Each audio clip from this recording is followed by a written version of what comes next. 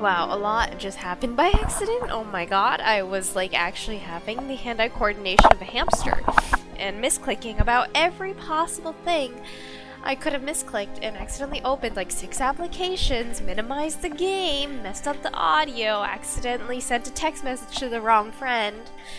Or like, I just accidentally sent a text message to someone who like I wasn't mid-conversation with, and now I'm just like, oops, sorry, tapped into the chat by mistake. Everything just like went really wrong. Anyways, hello. Where are we? Oh my god, I'm so cursed. Why does that sound so bad?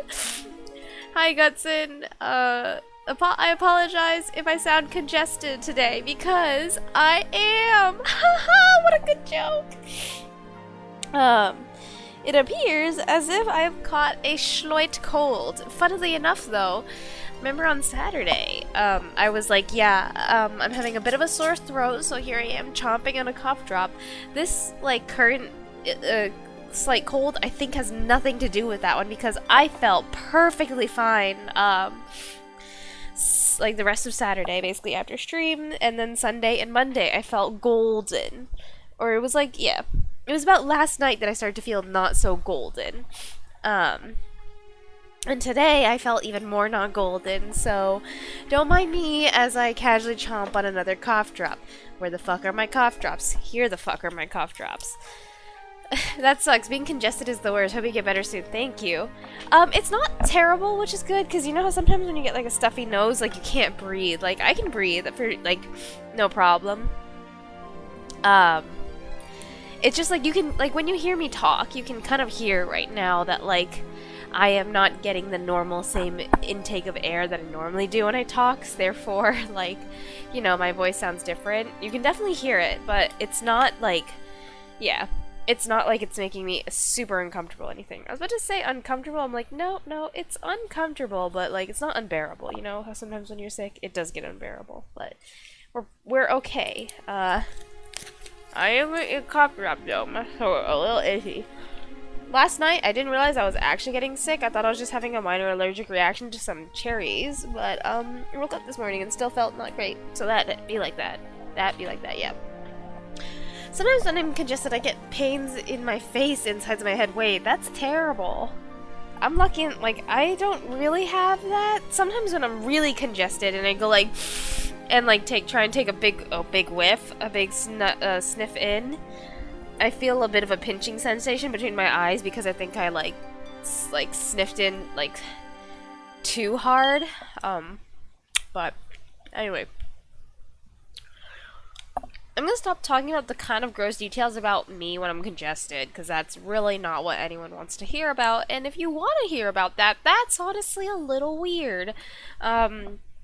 You know, there's a difference between being okay with hearing about it and then wanting to hear about it. You know, everyone should be okay talking about when they're sick because sickness is a part of life, right? But it's weird if you want to hear about other people being sick. I mean, not to kink shame or anything, but it's weird. Anyway.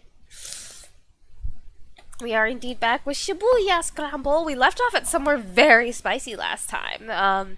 Achi's dad is busy about to murder Hitomi to try and get her blood to donate to his sick daughter Suzune, who needs the same type of very rare blood that Hitomi happens to have. And Kano and, what's her name? Kanan happen to stumble into this situation. So let's carry on. Let's keep calm and carry on.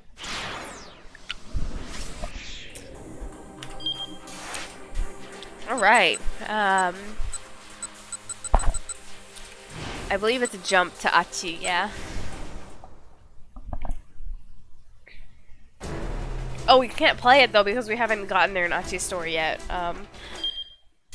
So we do need to start from Achi's chapter real quick.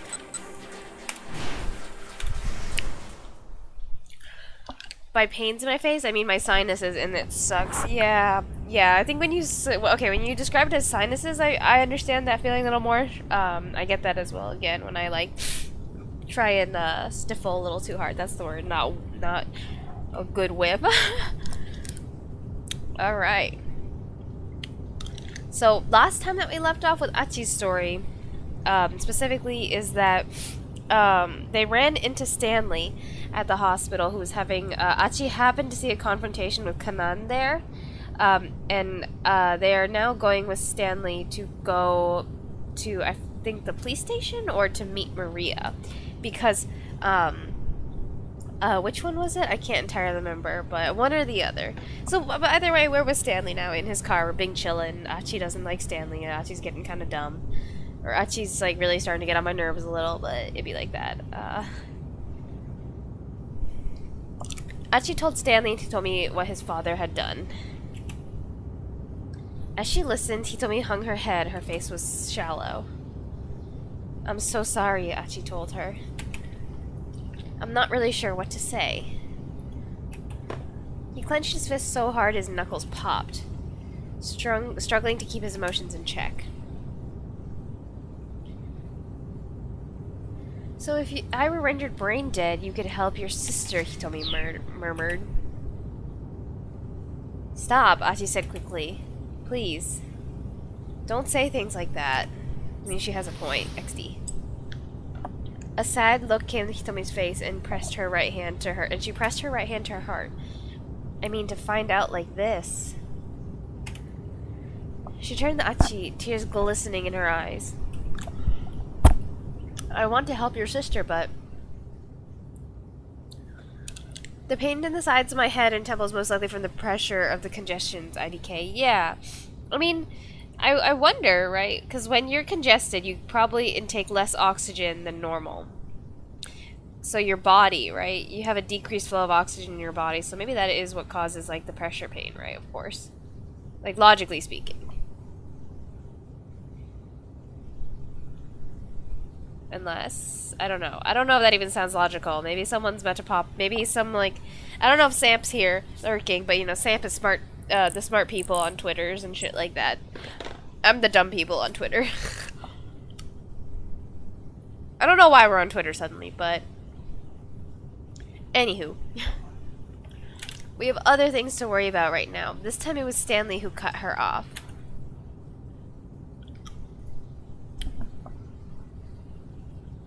Remember, Alfred is after you, he told me. Isn't that what Kanan told you? Yes, she said I was the mastermind's target. He told me he wiped her tears away with her fingertips. So Alfred and Achi's father are after the same thing, Stanley said. Is that just a coincidence? It didn't sound like he thought so. I don't think Achi's dad is Alfred, though, TBH. I think these are different parties. Because, I mean, Alfred is after something entirely different, right? The virus. Or the antivirus, I guess. Hold up, Achi growled, leaning in from the backseat. Yeah, my dad's way out of line. But he did what he did for Suzune. He wouldn't work with terrorists. I'm not saying he's... Okay, in cahoots with them is possible, but yeah, Achi's dad is not Alfred himself. I'm not saying he's deliberately aiding terrorists, Stanley replied coolly. It's a common sense that a pro wouldn't get an amateur involved with their plans. That makes it too likely that a clumsy misstep will cause things to fall apart. But then again, that's not the way Alfred thinks. So actually, the likelihood of failure could be all part of the plan. Achi thought back to what Kanan said earlier.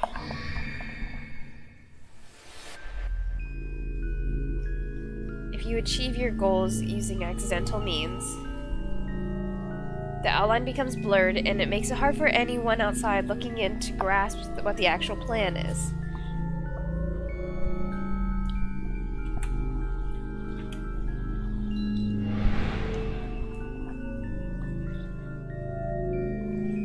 Not only have they put together a perfect plan, they've purposely left certain tiny holes in it.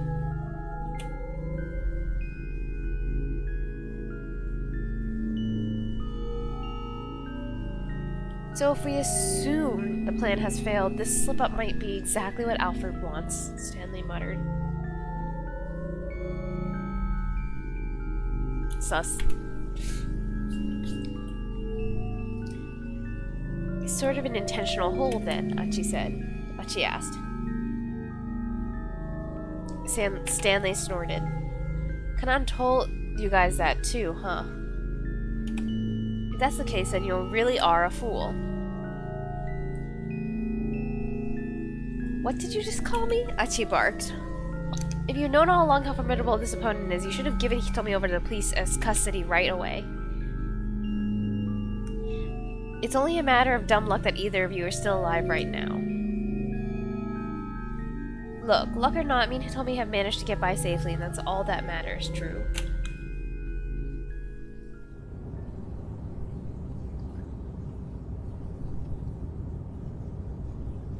What exactly is the relationship between you two anyway? Are you guys dating? Achi and Hitomi exchange glances. Awkward. When Hitomi hesitated uneasily, Achi decided he better speak up. No, it's not like that. We just happened to run into each other earlier today. Guess I'm not the kind of guy who can abandon someone in trouble. Can't abandon someone in trouble, huh? You sure you're not just trying to make yourself feel self-important? Bruh! Stanley's a savage! There are plenty of people out there that you can't see who are also in trouble, who are also suffering. If you only help the ones close at hand, then what's the point, really? It's kind of a good point. The world's a lot bigger than you can imagine. There's a lot you're blind to. Interesting. Oh god, fight theme. So what if I see someone who's in trouble, I'm just supposed to ignore them? Nah, I can't do that. If I see someone who's collapsed from hunger, I'm not just gonna walk on by, or there are people starving somewhere just because there are people starving somewhere else. No, that's also a good point. I'd be all, hey, let me treat you to a beef bowl or whatever. You couldn't have come up with a smarter example? I almost swallowed the cough drop hole. Stanley replied with a tiny laugh. Okay, so I'm an idiot. Achi scowled. My bad. Stanley laughed again. I'm trying to provoke you, dude. Today's been an interesting day, he said. Stanley's trying to provoke him, and Achi's falling for it. Bruh. I was with another fellow earlier who was just like you. Meaning who? Was he an idiot too? Yeah, he was an idiot. Do all you Japanese have that problem? Bruh, kind of racist. Hardly. My little sister's so smart she'd make your eyes pop out. Well, I'm sure relieved to hear that. If everyone else in this country were as dumb as you guys, I might actually start to like this place. What? Huh? What does that even mean? Some people here are too smart? Talk so I can understand, man. Achi shot back. But Stanley didn't respond. Instead, he stuck his head out the car window, peering at the road ahead. They were close to Shibuya Station now, and the traffic had ground to a halt. Gridlocks again? Stanley grumbled. It's probably better to walk the rest of the way to Endo Electronics. He pulled over on the side of the road.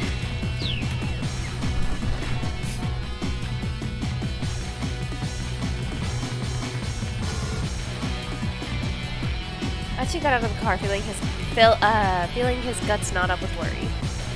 Pretty soon he was going to have to confront his father.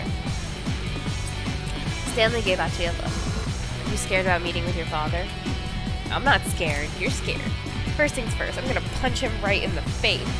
Then we can have ourselves a chat. Bro. Don't let your emotions get out of control. Your father might be one of the key players in this case. I don't give a damn about that. Achi took Hitomi by the hand and started walking. Bruh.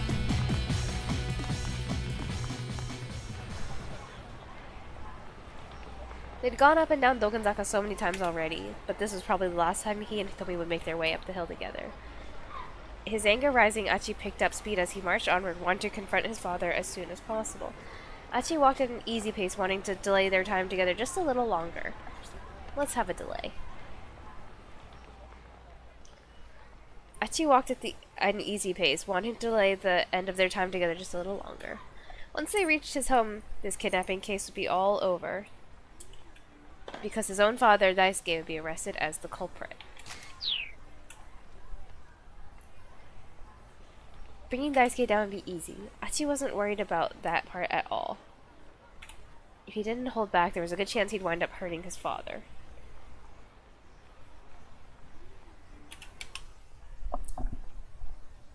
Holding back. Getting hurt.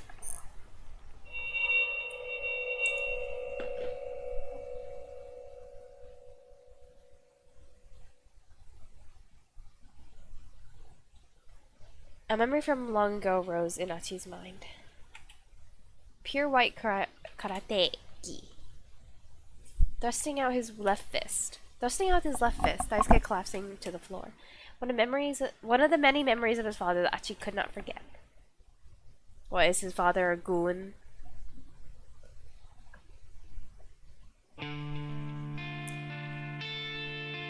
Kneeling before the memorial altar of his mother Kotone, Achi wept uncontrollably.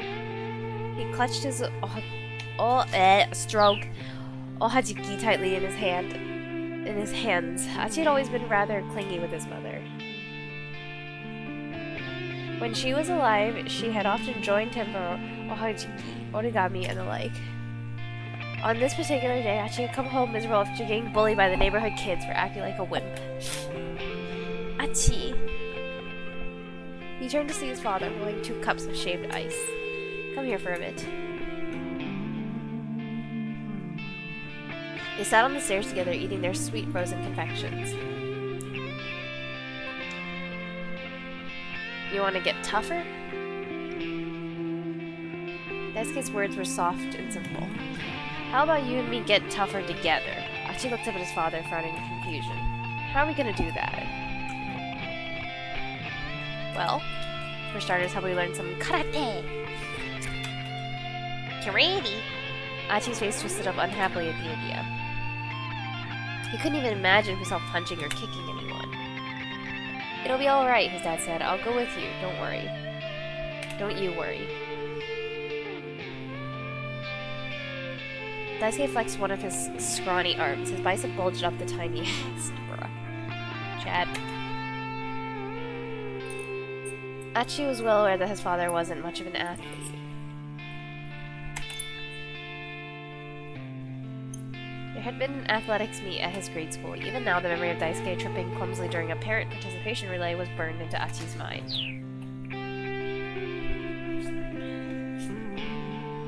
I guess, if you're gonna be there. And soon the two began training together at a local karate dojo. Achi put on his white gi and fastened his obi tightly. As he did, he felt as if his feelings were being anchored in place as well. 1, 2, 3, punch! Achi's gi sleeves made a whooshing sound as he thrust out his fists in time with the sensei's chant. Even simple kata practice made him feel like he was getting stronger somehow.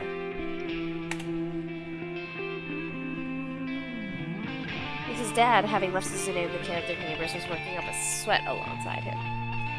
But he was out of shape and his technique was shaky. He was soon exhausted and went to lean up against the dojo wall. Achi stepped out of the training circle and called out to his father. Dad, are you okay? Yeah, I'm just gonna take a little break.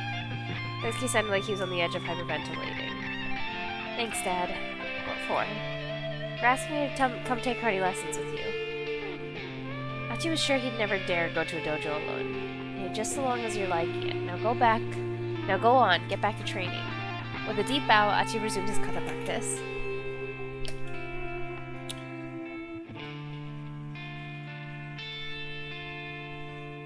Whoa, what happened to my cursor? As they were walking home from the dojo, Achi turned to his father. How come you want to get stronger, Dad? He asked. You're not getting bullied by your friends. His wife is dead, though. Daisuke was quiet for a few minutes before answering. His words came out awkward and embarrassed. I was picked on a lot when I was your age too, Achi. I had a friend who would always come and bail me out. A friend? Yeah, a friend. A distant look came to his father's eyes. He was a real fighter. I always looked up to him. I wanted to be strong like him. His expression turned lonely. I don't get to see him anymore, though. Why not? Achi asked. Did he die? No, nothing like that. Then did you guys have a fight? Something like that. Daisuke smiled sadly. He stared out into the sky for a while before speaking up again. His name's Takeno. My friend. That's his name. Achi's father increased his pace. Come on, he said. We have to go pick up Suzune.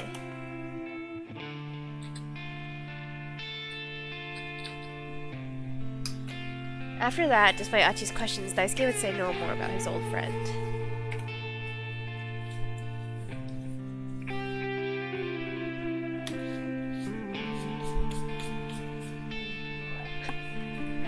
By the time he was almost done with grade school, Achi had grown up fit and strong, almost unrecognizable from his younger self.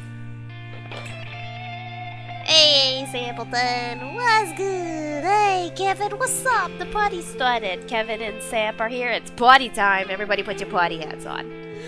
Don't got any party hats? Here, I got you.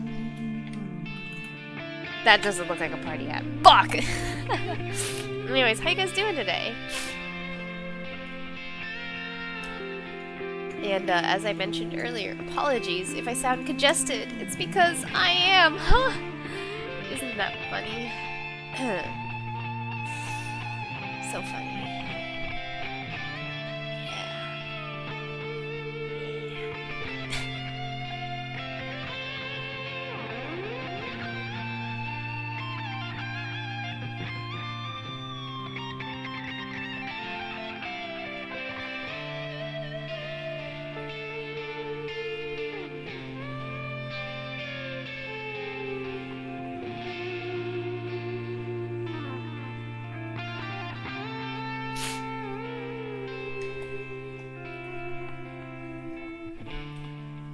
Doing good eating pizza. Oh, what kind of pizza? How are you? I'm okay. Just really tired and congested again, but it's not that bad. Apology not accepted. I'm sorry, Kevin. You know, what's the reapplication period? You know, I'll try again at a later date. Oh yes, party time. Meow. You guys missed my probably most cursed meow ever earlier, which is like really saying something, honestly. Because it was me meowing while congested. It was not a vibe. Anyway. Welcome back to Shibuya Scramble, guys! We are now in the midst of confronting Achi's dad, basically, so... Anyway, perhaps by the time he was almost done with grade school, Achi had grown up fit and strong, almost unrecognizable from his younger self. Perhaps he'd had the physical knack in him all along. He was chosen as the representative for the boys' karate team, even managing to take second place in a national tournament. Nobody bullied Achi anymore. One time, Daisuke suggested that the two of them do some sparring. Achi may have been a national competitor, but he was still a grade schooler squaring off against an adult. His father had been training for almost 2 years now as well, and his confidence had grown accordingly. Achi was excited to be able to face off against the old man. He's still a fucking white belt, that's great. First, hey I'm sorry, hey Life Iris. I'm always late to stream, I know, right? Not a true fan. Grrr. I'm just kidding. I'm sorry, please. I'm not upset. I love you, please. How are you? How was Costco? First to be late, wink. It's been 84 years. Hey, Ray! Ray, let's fucking go! It's right! Okay, I'm sorry, I stopped yelling. But it's been a really long time. How have you been, my friend? What's good in the hood, my homie? Also, again, sorry to everyone who's already heard this before, but apologies if I sound congested. Funny story, I am. I'm a little sick. I honestly, you know, I still kind of want to just believe it was a little bit of an allergic reaction to something, because, you know, I was feeling I was like Bing chilling for the most part yesterday, you know? And then suddenly started feeling not good. I also just realized I'm still on stream. If you guys can hear me eating grapes, it's because I'm eating grapes.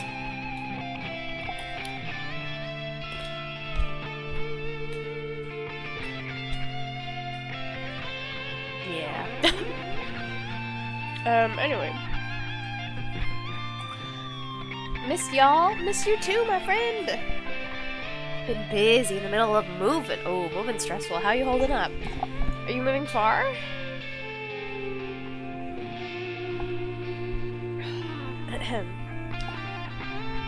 Hope everything's been well. More or less, I've also just been very busy because I'm also myself preparing to move, but I'm not in the middle of it, you know. I'm moving in holy shit, in about 6-ish weeks from now, so not in the heat of it yet, but you know, I'm kind of slowly getting ready to pack up, and I'm getting a little stressed out. But you know, it's a good stress. It's good stress. One of them good problems. But I wish you luck with the rest of your move. Also, welcome to Shibuya Scramble. I think you might not have actually caught any of these streams. Or if you have, it probably was really early streams. Right? Shibuya Scramble is that way. Oh, I looked at a yellow stain on my shirt and then I realized because I have there's like a yellow stripe on my shirt and I was using it to wet my glasses and it's the inside that had like the yellow stripe thing showing through. I was like, what the fuck leaves such a bright yellow stain on a black shirt? XZ. Yeah, Shibuya Scramble is a mystery text adventure, and we're actually very close to the end, so I hope you weren't planning on playing this game, because we got mad spoilers incoming.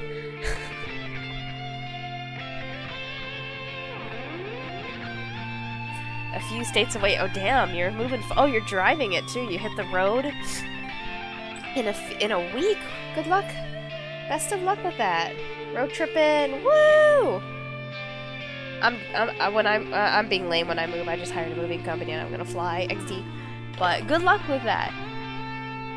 Have fun. It's all good. Thanks for the heads up though. All right. Yeah. But you know, you've been warned. So we are in like the final chapters of the game basically. So.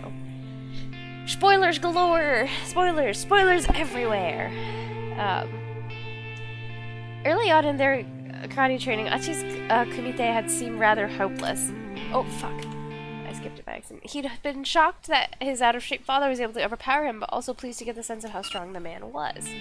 This time, Achi thought he might lose again, but he was going all out. As they adopted their fighting stances, Daisuke's face was full of confidence. Is he really gonna wail on his kid? The instructor gave the signal to begin, and Achi opened with a sharp, low kick.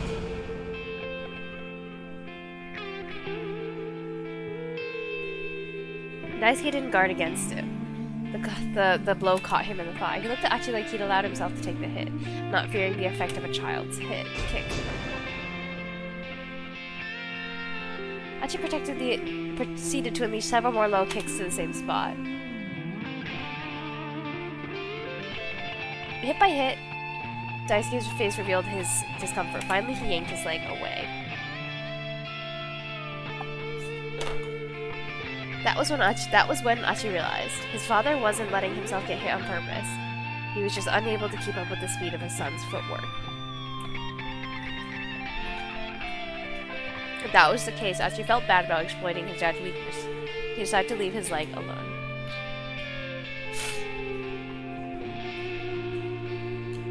KDA Achi all out. That's what I thought too, not gonna lie. I thought about KDA. Like, fuck. Instead, he aimed to punch at his father's midsection.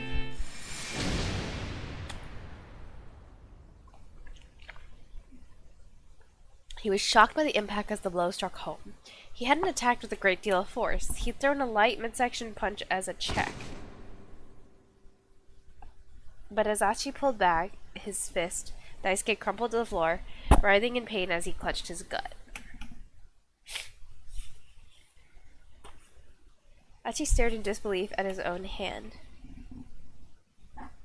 That was the last day that Daisuke went to the dojo. That's kind of awkward. Dad! I know, right? Beat up your dad. Your dad's pathetic. Don't be a dick. Yeah, he's such a loser. Why does this kid look super Japanese, but then, like, old, you know, grown-up Achi doesn't, right? Achi was on his way home from practice, and some older students from the dojo had started ribbing on him. Well, what did you just say? I gotta blow it. Hold up.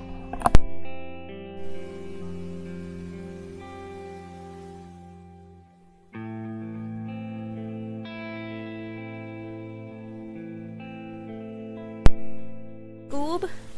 I don't know why I've been saying zoink, like zoink Scoob a lot lately. Also, I don't have any more tissues. Like, I ran out of my last tissue box. on the weekend, so here we are, casually using a fucking toilet paper, a roll of toilet paper. It works, you know. I got the Charmin kind, so it's pretty soft, but you know, it's just funny. What did you just say? These kids are middle schoolers, but Achi wasn't about to back down. He thrust out a quick punch, stopping it just short of one boy's nose. Go on, say that again. I'll kick your ass. The older boys went pale, then took off and ran. But this small victory did nothing to bolster Achi's spirits. His father had looked so small and lonely, heading away after quitting karate. But Achi didn't think there was anything pathetic about that. Sure, maybe now he was better at karate than his father, but really, what difference did that make? In growing stronger, he learned something. Using force to win over someone else didn't mean anything. Strength alone didn't determine a person's worth. Achi loved and respected his father for going to the dojo with him. Beating him in the karate match didn't change the way he felt. Wholesome. Dad, double frowny. Achi resurfaced from his memories to hear Stanley talking on a phone. I see, so that's what's going on. Once we're finished with the things in Dogenzaka, I'll bring Hitomi right back to the precinct. Hitomi, I can't speak. Curious, Achi turned to the American. Who are you talking? Who were you just talking to? What was that? What was that about just now? By bringing Hitomi in, do you mean you're gonna arrest her? Bruh, that's just silly. Although these two seem awfully similar, honestly, so... But this just seems like a silly answer. I'm just gonna pick a... I don't think he's gonna tell us who he's talking to. What was that about just now? Stanley's reply was clipped. I know what they're after now. With that, Stanley proceeded to wrap up his phone call. Guess I'm not going to get much out of this guy, Achi thought. Yeah. As expected. By now they could see Indo Electronics up ahead. Achi was about to hurry inside when Stanley stopped him. I'll go in first. You two wait out here. No way, this is my dad we're talking about. And you don't think it's dangerous to bring Hitomi right to him? Well, alright, we'll wait here for a bit, and once we know it's safe, we'll head on in. Okay, see, that's a reasonable answer, Achi. You cool with that? I'm cool with that. Stanley stepped inside. Stanley kind of seems like a goon.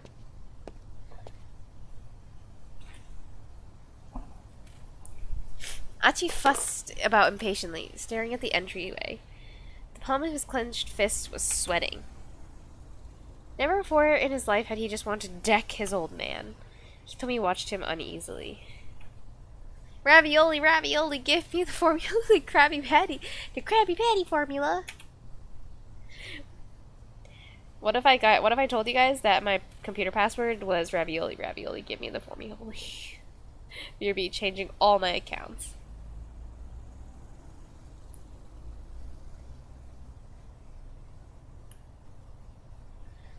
Hitomi? Yes, I'm sorry.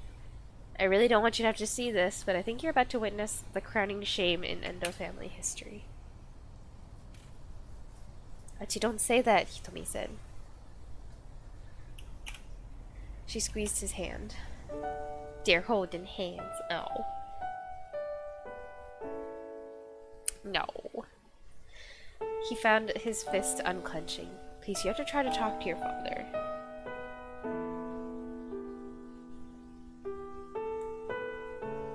Yeah, I know. That's too many characters, you lied. Fuck.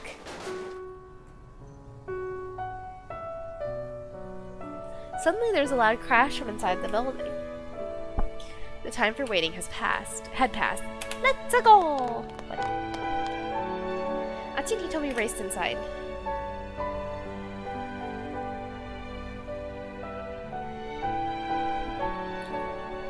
Barging into the living quarters without bothering to shed his shoes, he heard his father's voice coming from the workroom.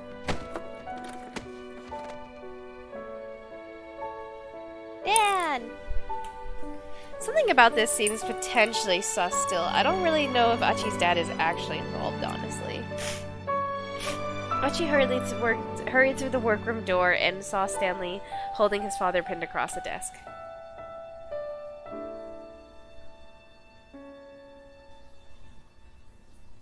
curious, because, you know, how would Achi Endo have found out?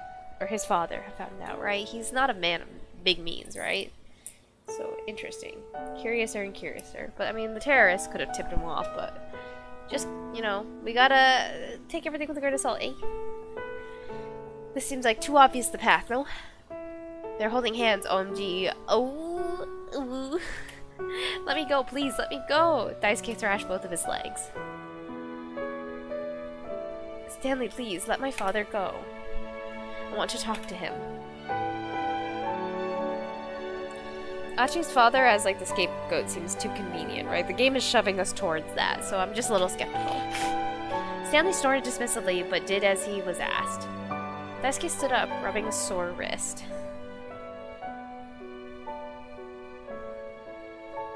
Dad, please, you have to tell me. Where is Maria? Maria? What are you talking about? Yeah, he doesn't know. They're being played. What are you talking about? Daisuke wouldn't meet his eyes. Oh. Maybe they aren't being played?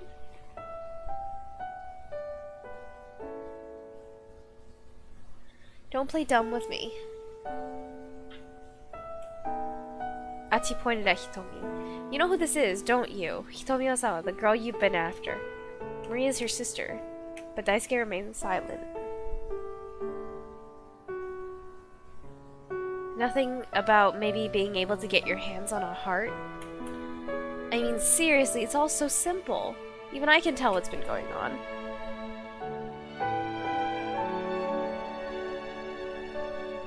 You've been watching me and Hitomi through the surveillance cameras, and you were telling that guy with the cane where we were. The blood began to drain from his father's face. Oh shit, okay, he's actually a bad guy. XD. Remember when I said take it with a grain of salt? Yeah, no, fuck that.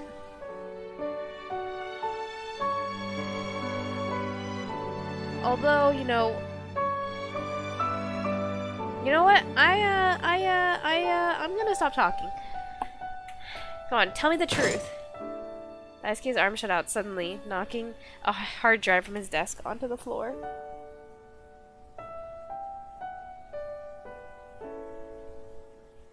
It was over and done before Stanley could stop him. Stanley hunched down and picked up the shattered drive. I'm guessing there was important data on here. Footage from the cameras, maybe?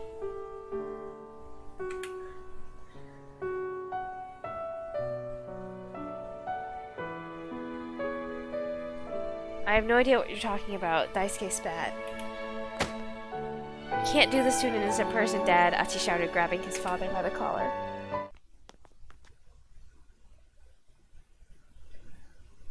There was the sound of footsteps out in the shop. Someone was quickly getting closer. Stanley grabbed Hitomi by the hand and pulled her against the wall.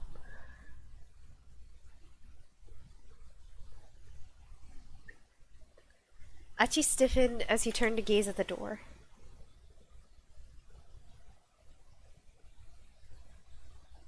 Jump scare off.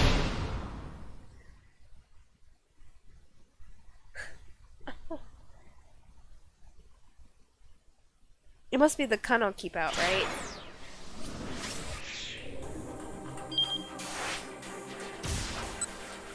They probably break each other's keep outs.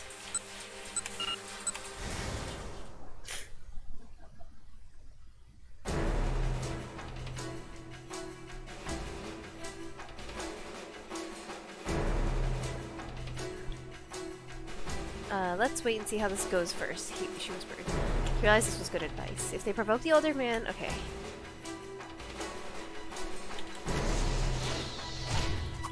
What? What? What? Let me in! Let me in! Alright, well, we have another keep out to break, so... Okay, 50-50 chance. It's either in Osawa's story or Minorikawa. Oh, it's not Minorikawa. We already finished his fucking hour, so it's Osawa's story somehow. I mean, it still could be Minorikawa somehow. Because we can still actually change events in Yunikawa's story that impact other people's stories, but let's just play Osawa's then. Just to, get it. Just to get everyone's story at least played a little. The rain won't let up. The sound is growing louder and louder inside my head. It's the sound of regret spattering against my heart. My emotions surge like a terrible storm within me. Okay, Elsa. I never wished for this. Never expected my heart to be dragged so far beyond my control. We can't save Maria. We can't save Maria. We can't save Maria. We can't save Maria. We can't save Maria. We can't save Maria. Words storm through Osawa's mind in a relentless cacophony. He called up images of the bodies from the human taxi trials on his computer monitor. He couldn't help but imagine his daughter in the same gruesome state.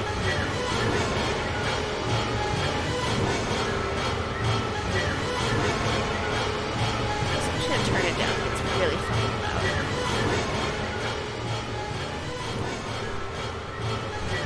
Okay, I didn't turn it down that much. In just a few more hours, Maria would begin hemorrhaging blood and die just like the people these pictures had. We can't save Maria. We can't save Maria. We can't save Maria. What a poet. I know, right? Kind of written.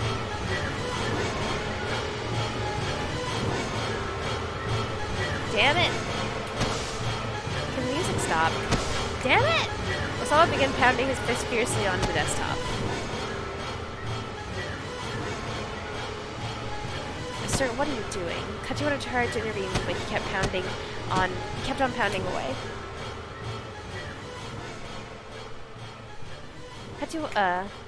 When he finally ceased, the pain of the repeated impacts lingered in his hands. My research was never about any sincere desire to help people, and now I'm paying the price for that.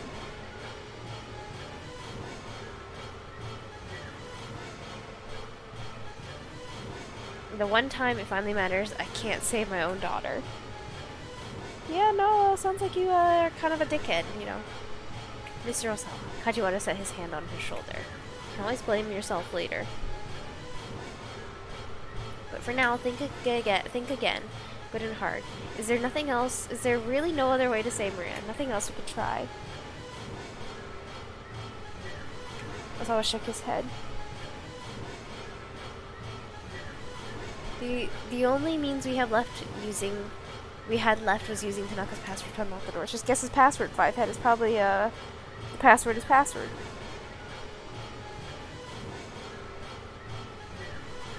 And now Tanaka's dead. There's no other way. I bet his password is some shit like I love you or some shit. Is there a possibility that Mr. Tanaka's told someone else his password? I might know. There's something Osawa hadn't considered. This was something Osawa hadn't considered. Was there anyone Tanaka might have shared his password with?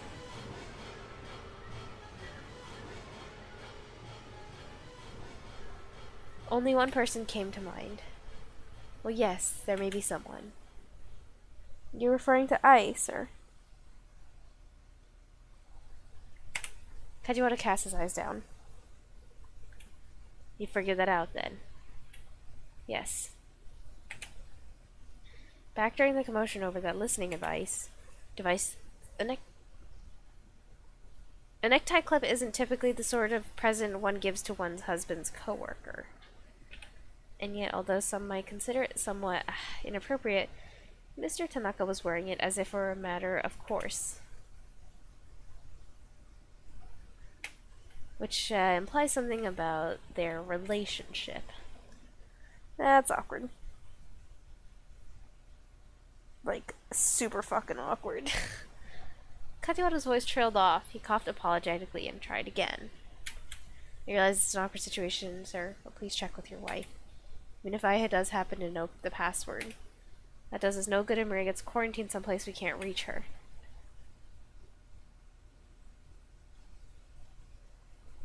I understand, Mr. Osawa. I'll bring Maria to you, then. I'll do everything in my power to make that happen. Bribe some people with bananas.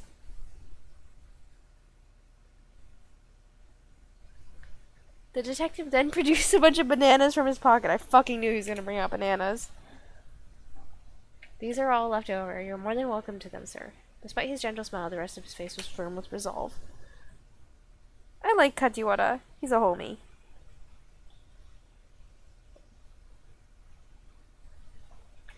You said you didn't care whether whether other people understood you, didn't you, Mr. Osawa? Osawa nodded guardedly. At the risk of being presumptuous, sir, I understand you, Kajiwara said. I used to be quite a workaholic myself. You're just like me, innocent and awkward. Calling yourself innocent, huh? How modest of you. Osawa let out a sardonic chuckle, and after a moment, Kajiwara joined in.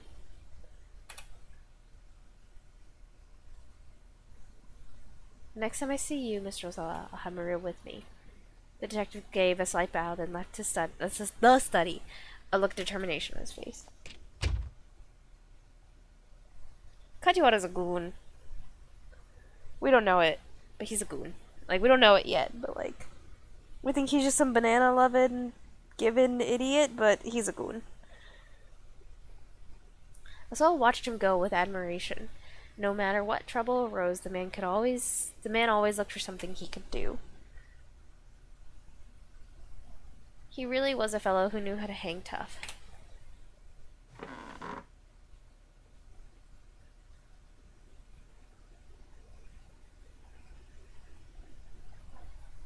Compared to that, I'm just... Osawa couldn't even articulate his own self-disgust.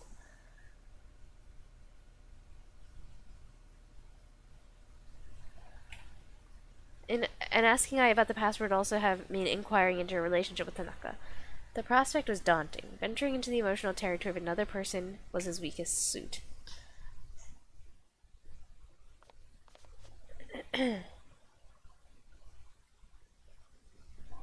He left his study, but somehow found himself making his way to Maria's room. Not Ice.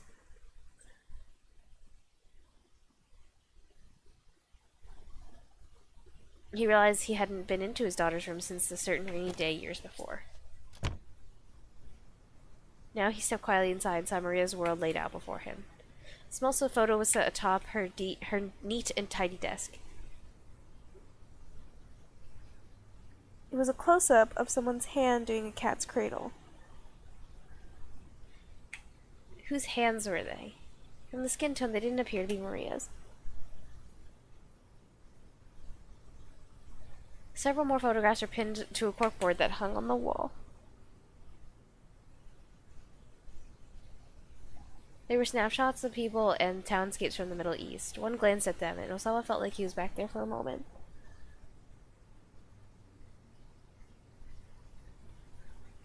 The images weren't necessarily aesthetically pleasing, but they all looked like they'd been taken by a professional. When he spotted the last photo on a corkboard, however, he was certain that Maria had taken them all.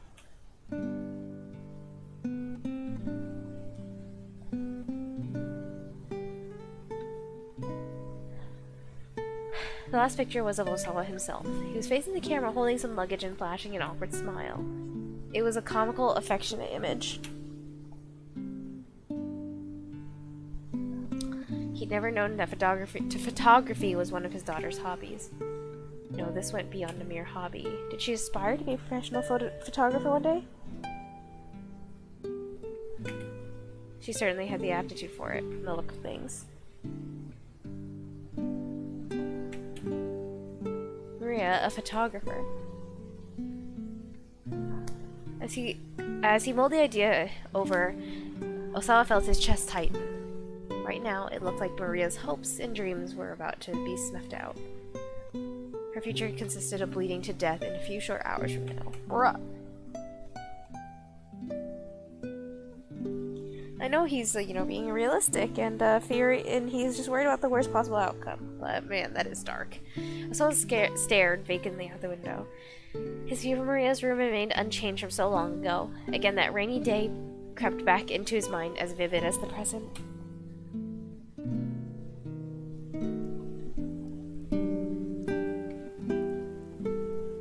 On that day, Osawa was dealing with some pressing business from work. He'd ensconced himself in his study, wrestling with some paperwork when Hitomi barged in. Oops. Looking distraught. Maria's gone. See, something that Hitomi was legitimately alarmed.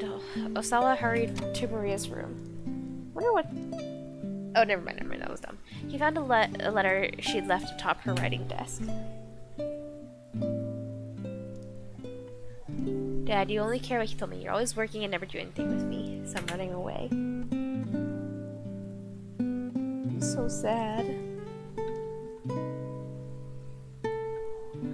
A few hours earlier, he canceled their weekend trip to the amusement park. He wasn't going to be able to get his work done in time. Hitomi had resigned herself readily enough, but Maria just couldn't accept it. She'd been looking forward to it for so long, she railed at him. How many times now had he broken one of his promises to her? Hitomi understands why we can't go, so why can't you do the same? A cold rebuke had ended her complaining, but it was clear she still didn't accept the situation. Oh, he pulled the classic, your sister does, like you know, your sister's a doctor, why aren't you? Same principle, but to kids, XD.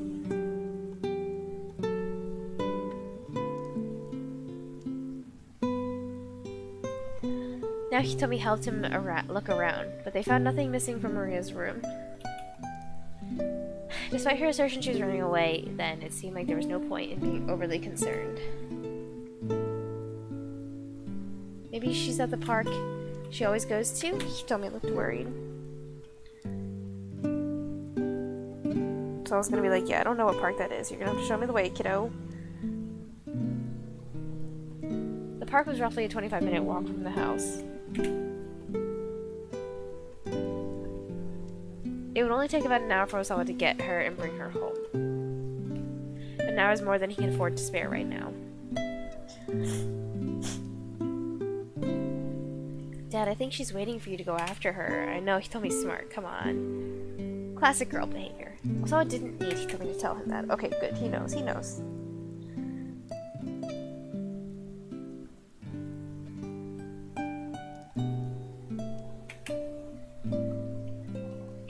He knew it well enough that that was all this galled him so much. That was what galled him so much about the situation. Why did you have to pull something like this precisely when his work was at its busiest? Bruh, what's wrong with you? Since he'd done everything he could as a father, since his wife had passed away. Why couldn't his daughter see that?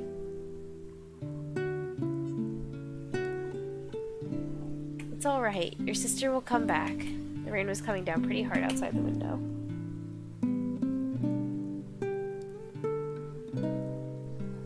Do you think she brought an umbrella? Hitomi asked anxiously. Oh, what a cute thing to worry about. I don't know, but with rain like this, she'll come home soon enough. He spoke the words for himself as much as for Hitomi.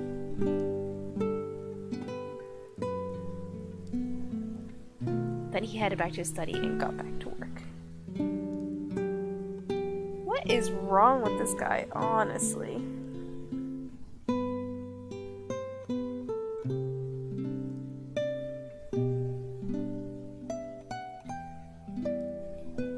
But several hours went by, and still Maria did not return. The rain had gotten even more intense, to the point where Osawa could hear it in his study.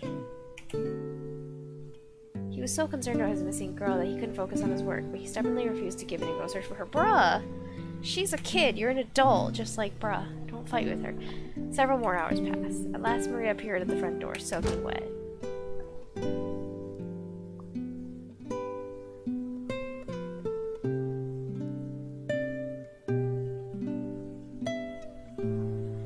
Osawa met her silently in the entryway.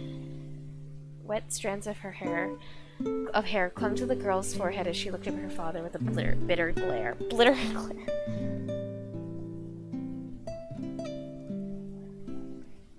You don't care what happens to me, do you? Immediately, Osawa smacked her across the cheek with the flat of his hand. It was the first time in his life he'd ever struck someone.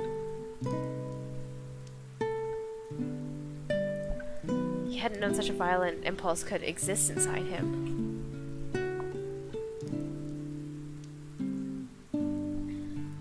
Maria stood there, her hand pressed to her cheek.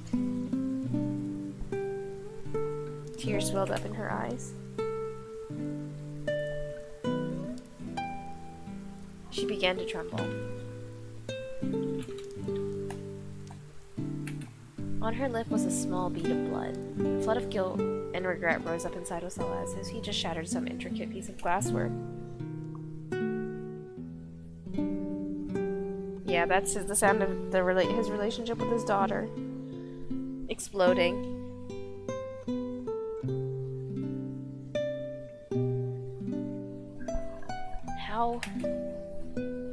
How could I do such a thing? He clenched his shameful hand into a fist.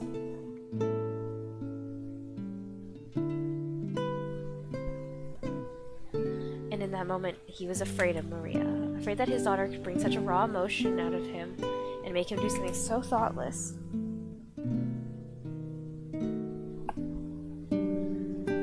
But even more, he was afraid of how stunted he was as a human being.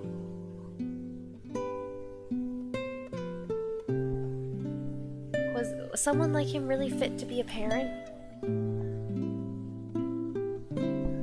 What kind of future could Maria and Hitomi have hope for with a father like him?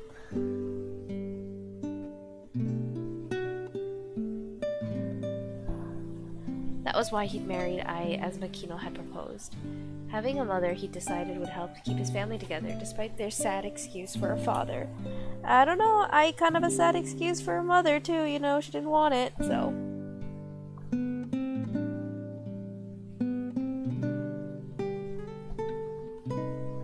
But in doing so, Osawa had dug a psychological ditch between himself and his daughters.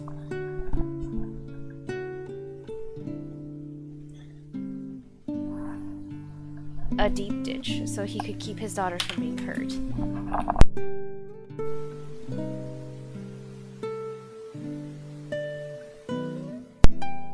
He wouldn't hurt himself.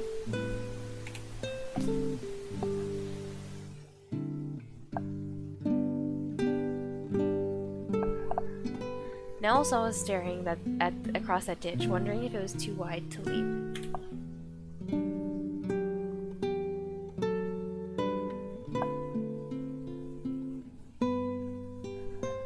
He thought back to the earlier exchange with Kajiwara. Damn, these ditches be crazy! These ditches be wildin'! If you get angry, you show it. If you get sad, you show it.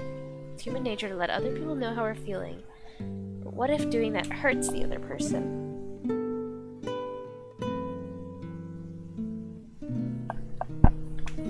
Then we apologize. That's when you apologize to her.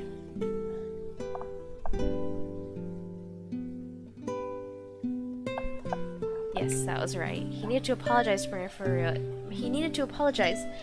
what he'd done that day. It still wasn't too late. It's never too late. When it comes to family, there's no such thing as game over. This is true. He recalled Pretty Honey's words. He needed to apologize to Maria, and so he needed to ask Ai for that password.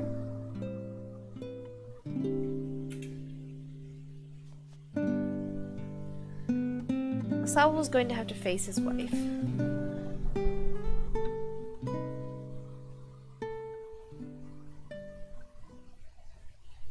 What?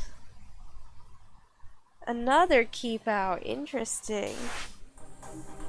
Were there any jumps in Minorikawa's story? I don't quite remember. There might have been.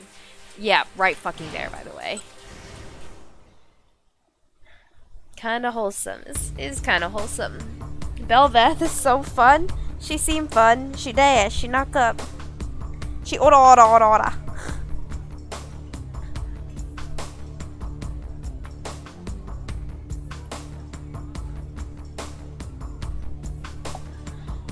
Minorikawa called up Kenji Osawa.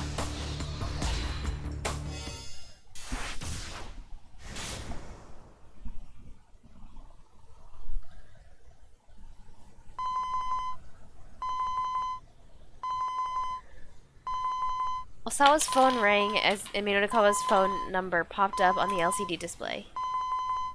The reporter must have finished looking into the matter Osawa had asked about. Mr. Osawa, sorry to keep you waiting. How did it go? Ah, yeesh. I tried to yeet a tissue into the garbage can, and I missed, even though I'm like, what, 2 feet from the garbage? Ah, sad. Well, I looked into the background of that story yesterday, and I learned who your wife was dating. Who was it? Also asked immediately. There was a brief pause. Mamoru Tanaka. I see. Finally, he had proof positive of a relationship between Ai and Tanaka.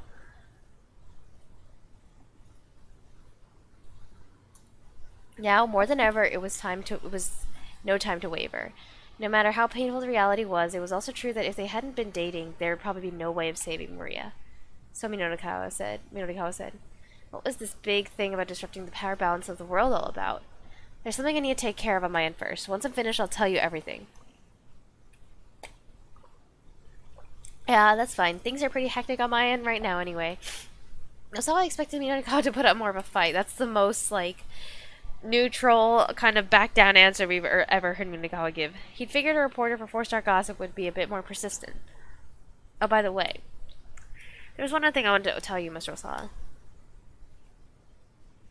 Osawa could practically sense the finger pointing his way from the other end of the line. Don't be too angry with your wife. All too often in this world, people let their anger get in the way of solving their problems. You may have a point, Osawa let out a wry chuckle. Alright then, I'll call you back later.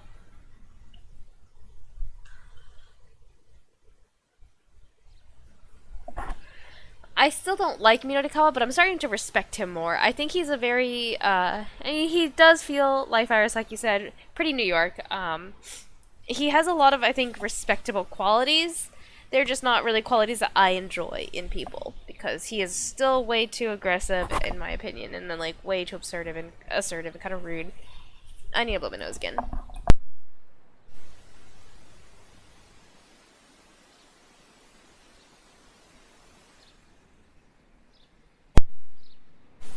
Okay, a lot of very respectable qualities, I think, that people tend to, like it when people do these things, but, I think his methods of executing some of his behaviors, or his behavior, of, like, how his intentions and good intentions manifest is not right sometimes. Sometimes you gotta be rude to get to scoop, bro.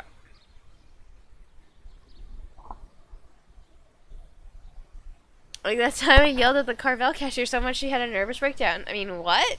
What? Did you say something? I didn't say anything. Osawa found Ai standing by herself in the yard. She kept her back to him as he approached. "May I have a moment?" he asked quietly. "What?" Still, she didn't bother to turn around. "Turn around. There's something important I need to talk to you about." "Not in the mood right now." "Please, I realize you're upset about Tanaka's death, but..." At the mention of Tanaka's name, Ai shook her head. "Don't. Just tell me what you want. Hurry up and get to the point." Osawa tried to move closer to her, but she pointedly kept her distance. "This is no time to mince words. Did Tanaka give you his password?" There was something Osawa needed to hear for himself, but before he went this way any further. I feel like that is not a question to ask, dude. She seems straightforward and blunt. Might as well be straightforward and blunt with her. This was no time to mince words. "Did Tanaka give you his password?" "His password?" "For electronic lock on the lab. I need it in order to get the antiviral out." I turned to face him at last. "I want Carvel ice cream. Honestly, ever since you talked about, what was it, cherry vanilla Life Iris? Can we get some of that sometime?" "To get it out? What are you thinking? That belongs to the company. I just need one dose to save Maria. Please, if you know, please tell me." "I don't know it." Ai's voice was barely a whisper. Solo looked his wife right in the eye. "You're telling the truth?" "I am." "I see." "Did you have any idea what number he might have used for his password?" I just had a scoop. It was good, like on Sunday." "What about my scoop? Where's my scoop, huh? Can I have some? Can we get some on Friday? Can I get some, please? If you don't want any more, you don't have to, but I want it." I shook her head silently and then turned her back to her husband once more.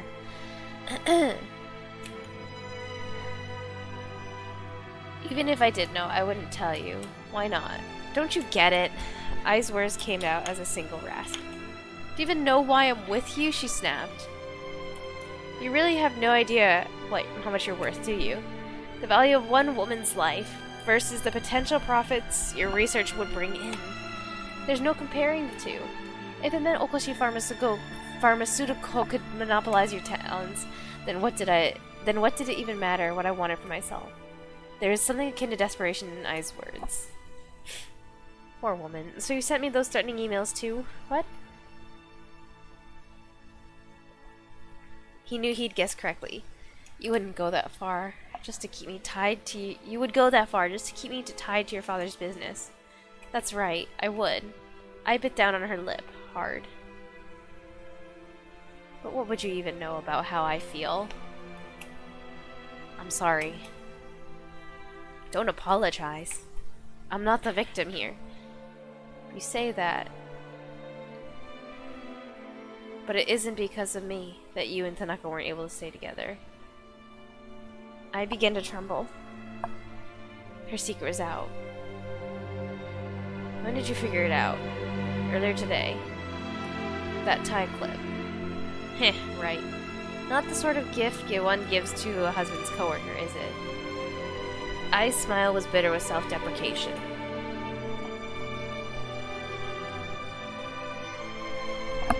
Osawa couldn't help pity her.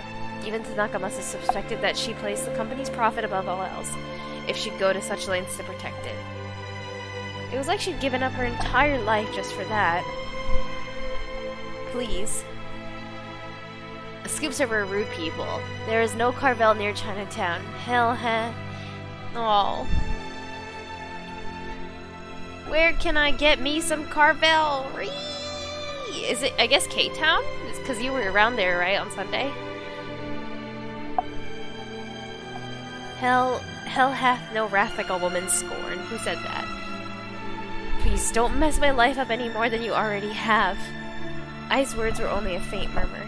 But Osawa felt the rejection they carried with agonizing clarity.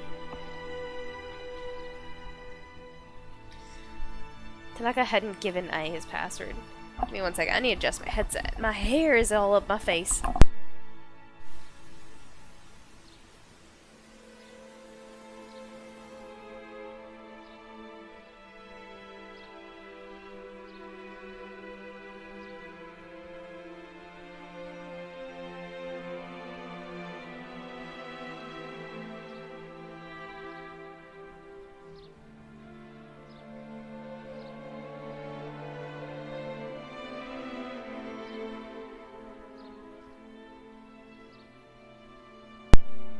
I got my scoop in Brooklyn when I got back. Fuck! You know what? Hold up one second.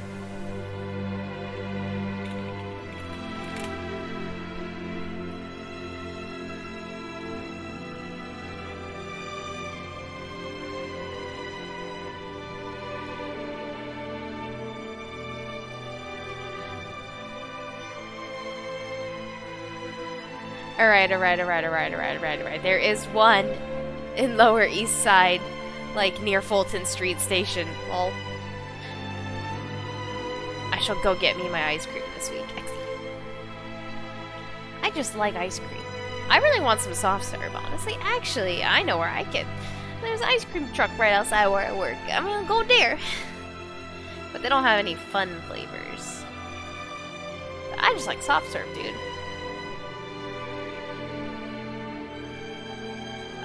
Anyway, back to the dramatic music as I look up my fucking ice cream shops.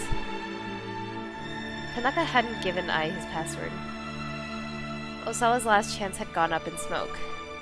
He let out a long, shaky breath and shut his eyes tight. Was it true? Was there nothing more he could do? To be continued? Oh, keep out. Okay, interesting.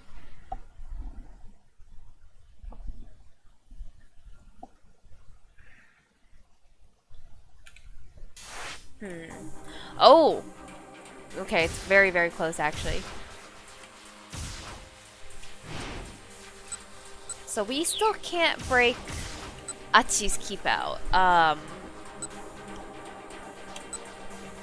how can we break Kano's? Is there another jump in Norikawa's? No.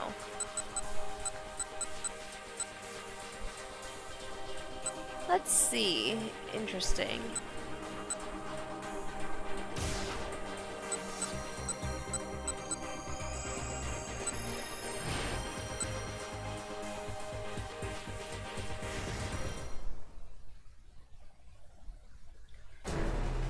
I'm curious if we choose a different GPS. So what did I choose last time? I chose B. No, it's not that Kanosuke in the area, just that Endo Electronics is right up ahead. What? Kanan stopped abruptly. What are you suggesting? Oh, wait, that's what we chose last time.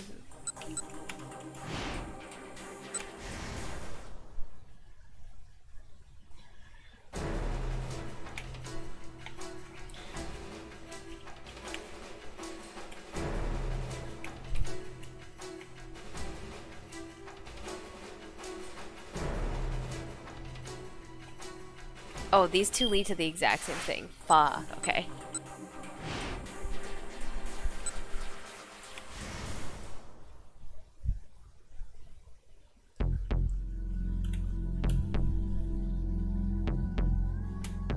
Okay, I don't think it's that choice is important. I don't...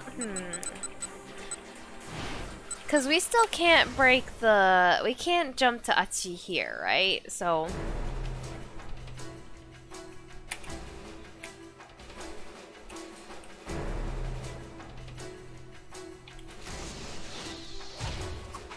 Yeah, because we haven't quite reached that actually in Achi's story, so we need to find a way to break Achi's keep out. It's at 1725.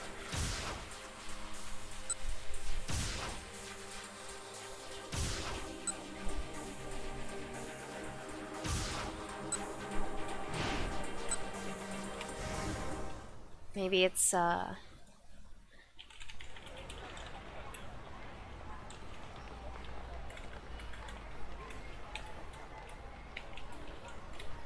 let's see.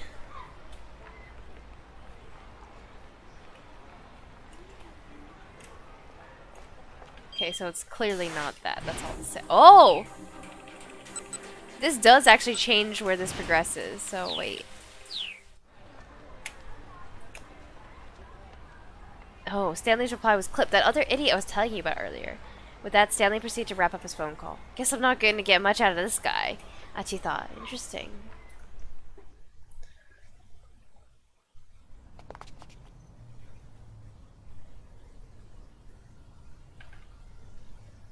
By now they could see Endo Electronics up ahead.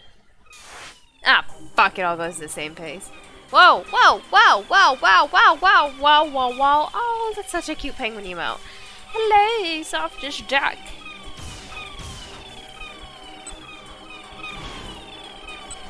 Hello, softish duck, how are you doing? Hello, Senjuku, thank you for the read. How was your stream? How have y'all been? I've been alright. I am a little sick right now, so, you know, the stream has been a lot of sniffling and probably some gross ASMR, honestly. Not the kind you guys want to hear, but, you know, it is what it is. But how are you doing, my friend? How are you as well, Soft to Stock? Thank you for the read again. I'm pretty sure everyone here is following Senjuku already, but if you don't, go ahead and here's the shout-out command. I was streaming Lego Harry Potter, so that was fun. Ooh, I played one of the Lego Harry Potter games a really long time ago. Because there's one they put onto the iPhone, I think, App Store. I played that one, so ASMR is always nice. True. All jokes aside, I hope you feel better. Thank you. I feel okay, honestly. Just like slight sickness. Like I'm feeling a little tired. Just like slightly stuffy nose, but nothing bad. Like it's not like I can't breathe, you know. It's not like my sinuses are totally clogged. If it was like one of those, like those, I wouldn't be streaming right now. I see, but you know, thank you anyways. But I'm all right. I shall be fine. Hydrate for sure. Let's go. not sick on my end, but quite literally nodding off throughout stream. I was so tired. Dude, I've had that before. Sometimes I will like close my eyes mid-stream and I'll be like, fuck, what if, and like, not gonna lie, I've actually had a nightmare about falling asleep on stream before. Like, what if I actually did that? That'd be so scuff, wouldn't it?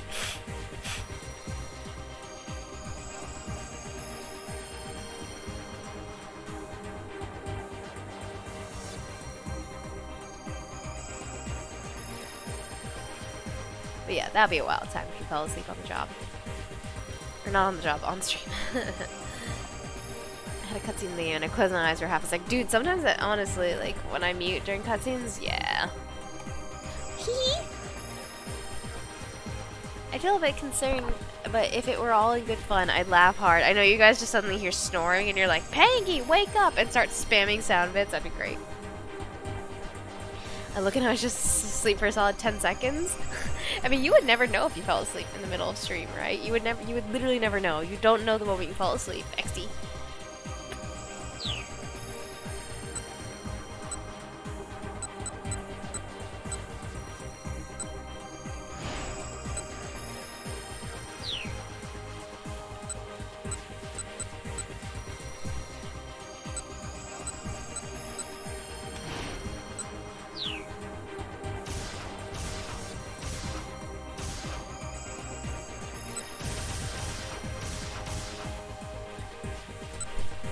But yeah, what is this game? This is Shibuya Scramble, a little mystery text adventure. I will say, fair warning for people who might have interest in playing this game, please click out of stream now because there are spoilers galore. We're almost like we're in the we're in the final hours of this game. Like, this game basically portrays a story between 10 a.m. and 8 p.m. and you see we're almost at the end of 6 p.m. So we're very close to the end of the game. But it is a great game. I highly recommend it if you're interested in playing. We are kind of stuck right now, so all these characters have met a keep out in their story, which means we can't progress until we break their keep out. Breaking the keep out is located in another character's storyline.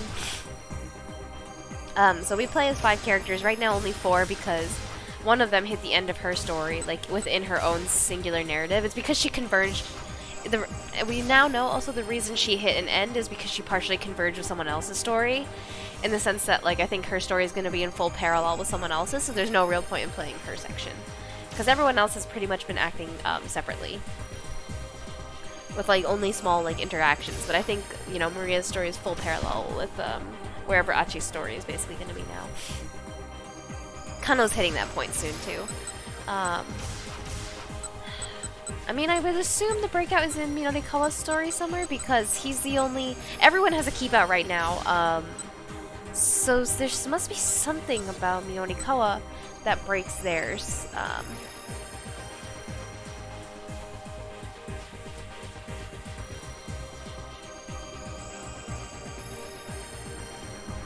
I love how when Achi sounds like a sneeze in Ichi, Ichi in English onomatopoeia, you're literally a bit sick. Achi! Achi! Achi! Oh, wrong. Achi! I spit! I sneeze.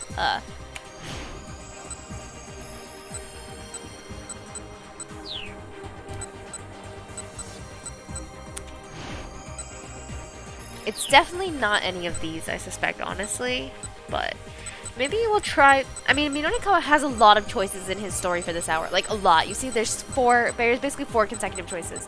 What if we just replay all of them one by one? I'm gonna go ahead and lurk. Have a good stream. Thank you, Senjuku, for the lurk. Thank you for the read as well. Go get some sleep. Don't fall asleep. You know, you deserve it. But thank you for stopping by and have a good rest of your night. Minonikawa offered a guess of his own. Oh, fuck, though. But, I mean, why would it be this? Because Tanaka is very obviously the right answer. But it's weird that they're proposing Endo. Like, these are obviously just, like, 2 what-the-fuck names. They're just, like, common Japanese names. They threw them in there to be, right, common names. But I don't think it's this choice, truthfully. But why would it be this choice? About the deadline, right? We already know this is the correct answer because we fixed it. What happens if we choose Endo here? It's kind of stupid, but...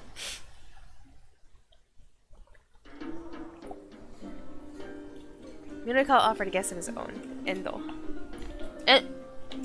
Oh, XD! GG easy. What the fuck? That's kind of stupid. The workroom door slowly eased open. And Maria! Achi was too shocked for words. The girl who entered looked just like Hitomi. Maria! Hitomi! Achi blinked in bewilderment. It was almost as if Hitomi were standing in front of a mirror. The two girls looked so similar, and yet they're not identical. XD. Maria, thank goodness you're alright. I'm so sorry I had you worried. Maria was safe, Achi realized. At last, he had managed to fulfill his duty. How did you manage to get out of the storeroom? Daisuke had gone pale. Tell me, Maria said sharply. Who was it that came up with this kidnapping plan?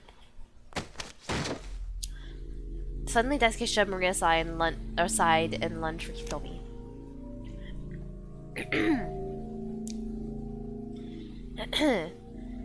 Stanley moved to stop him, but before he could intervene, the older man had a hold on Hitomi, pressing something that looked like a flashlight up against her neck.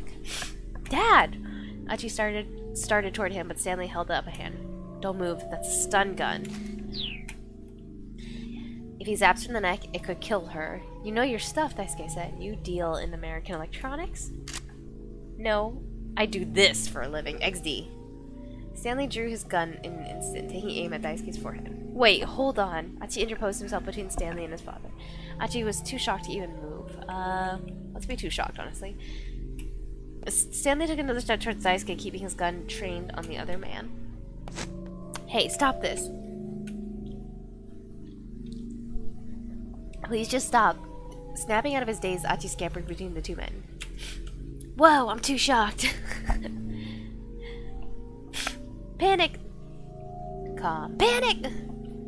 Stanley didn't lower his gun, but unless he shoved Achi aside, he couldn't get a clear shot at Achi's dad. Achi turned to face his dad. Dad, let Hitomi go. You need to stop this nonsense. Achi walked slowly toward his father, a pleading look in his eye, pleading face. Nonsense? Which one of us is talking nonsense here? You don't know what's going on. If you knew everything, then you'd be helping me. What do you mean, everything? With this girl's heart, we can save Suzune. Dad, who was it exactly who told you that? Daisuke did not reply. I asked you a question. Who was it that put this crazy idea into your head? A foreign organ trafficker I met at the hospital. Daisuke muttered. Stanley let out a snort. A likely story. It's true. I was suspicious at first myself, Daisuke said stubbornly. But I couldn't just sit around and wait for Suzune to die. And after talking to him about her rare blood type and all the difficulties in performing a transplant, he promised he'd do everything in his power. Daisuke's hands were trembling. Tears welled up in his vacant and bloodshot eyes. Then a while later, he got back in touch with me and told me he found a potential match. Someone with the same blood type as Suzune, and roughly the same age, but then he told me that the girl was still alive. And so what was the point? Her heart might be a match for Suzune's, but it didn't matter if we couldn't get our hands on it. And I said that, but then the man told me... He told you what? Achi bit his lip. He told me to abduct her and turn her over to him. After that, he'd find a way to make it work. At last, Daisuke had confessed. Now Achi had to try to come to grips with the truth he had just heard.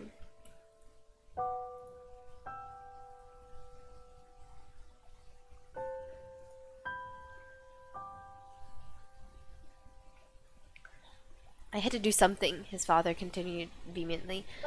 I had to abduct this girl and see things through. I just couldn't take it. Kotani had already been taken from me. The thought of losing Suzune too... I had to make sure I didn't fail. So it was this organ trafficker who came up with the kidnapping scheme then, Stanley said. He kept his gun aimed at his target. Daisuke nodded.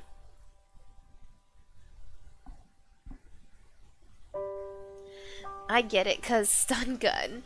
This comment shocked me. How are you so clever? Honestly, Sampleton and Life Virus are like the kings of like turning something you said unintentionally as a joke into a joke and being like, wow, you're so smart. And you're like, yeah, that was the joke.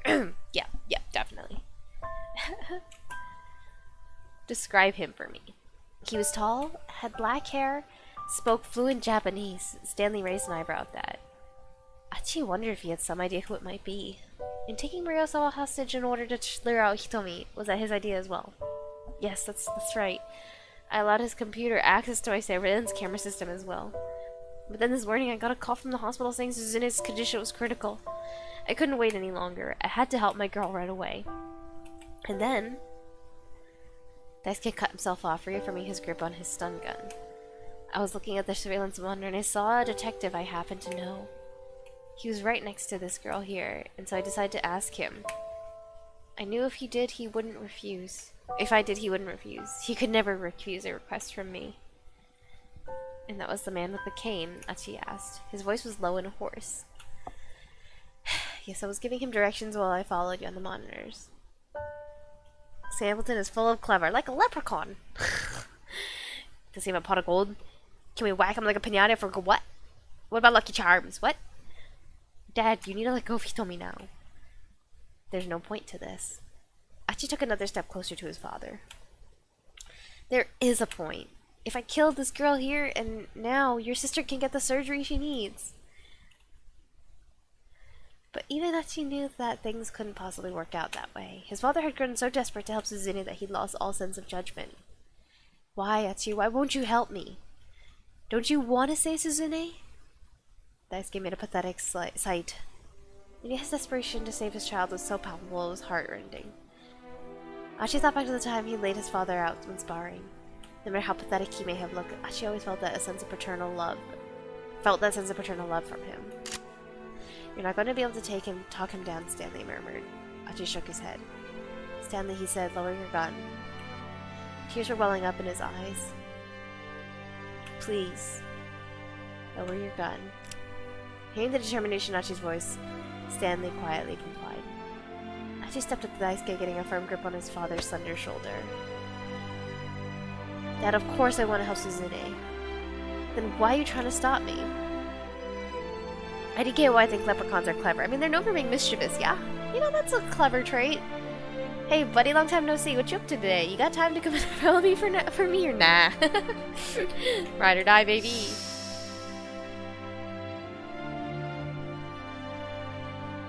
Daisuke's face fell. Did Suzune ask for this, Dad? Did she ask you to take someone else's heart so that she could live longer? Did she, Dad? Suddenly the fight seemed to ebb from Daisuke's body. The stun gun hung limply in his hand. If Suzune asked me to go and get someone's heart for her, I wouldn't object. I'd help her just like she wanted. I wouldn't let you bear these crimes by yourself. But that's not what this is it? Suzune would never ask us to do something like that, would she? But now tears were streaming down Achi's cheeks. He knew that his father thought about Suzune more than he thought of anyone else. And so he should know full well that she would never want this. Suzune's not like me. She's smart, she's kind, and she'd never be happy about taking someone else's heart. Even if it saved her life, I'm sure she'd never accept that. She wouldn't be able to live with it, knowing something so horrible had happened to someone else for her sake. Isn't that the Suzune we know? This is so sweet. It is. I don't... Man, this is sad, but something tells me the real, gut kicker isn't it, in this game isn't here yet, so I'm ready for more waterworks. Daisuke's cheeks were smeared with tears now as well. Then we're not going to be able to help her. The sound of father and son weeping echoed throughout the workroom. Maybe so. Maybe we won't. But that's better than misery and suffering she'd have to live with. I hadn't watched the series truly until now, and I'm crying at this. This is very sad. But I don't know, something in me still says this isn't like the dramatic narrative climax of the game.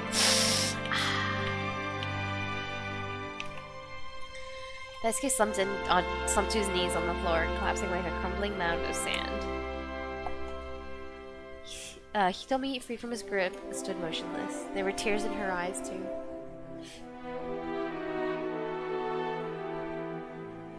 such an idiot, Dad.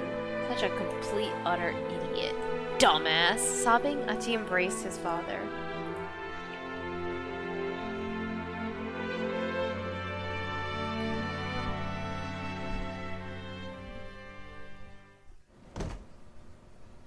There was a sudden thud from near the door. Is it Kano and Kanan? Everyone turned to look. Maria had crumpled to the floor, and a newcomer had appeared. At some point, Kanan had silently entered the room. Now she cradled Maria in her arms. Ah, the virus. Fuck. Standing in the door was a man Achi didn't recognize, his face pale. Kano! Okay, so this will break his keep out. Let's finish Achi's chapter. Stay back! Kanan shouted at Achi when he tried to approach. It looked like Maria had fallen unconscious. Achi's heart was racing in his chest. An eerie silence fell over the room. For several seconds, no one said a word, their eyes all fixed on Maria.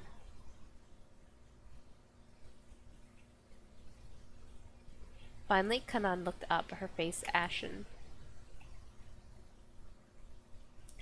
It's starting.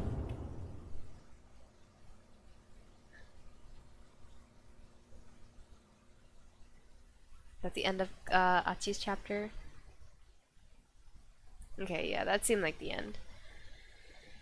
Okay, let's do that. Let's do that jump to break out Kano's story, and then we will wrap up this hour.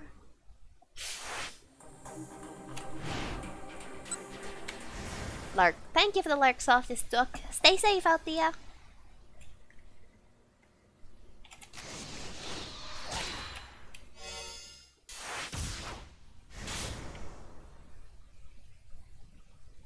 Wish you good health, Penguin, and to everyone here in chat. Ah, okay, thank you. Thank you. I'm not feeling seriously ill, so please don't worry about me, but thank you for the well wishes. After the young man's desperate pleading, the other fellow, apparently his father, finally gave in. He released his hold on Hitomi. The tension in the room was replaced by a solemn air of gravitas. Seeing father and son weeping as they spoke made Kano think back to his conversation with Tateno before the stakeout. What was it in people that drove them to do such horrible things? Sometimes it was desire to save the ones they loved. Even such a heartfelt human emotion could drive someone to do wrongdoing. Why? Why did people have to be like that? Sudden thud snapped Kano out of his musings.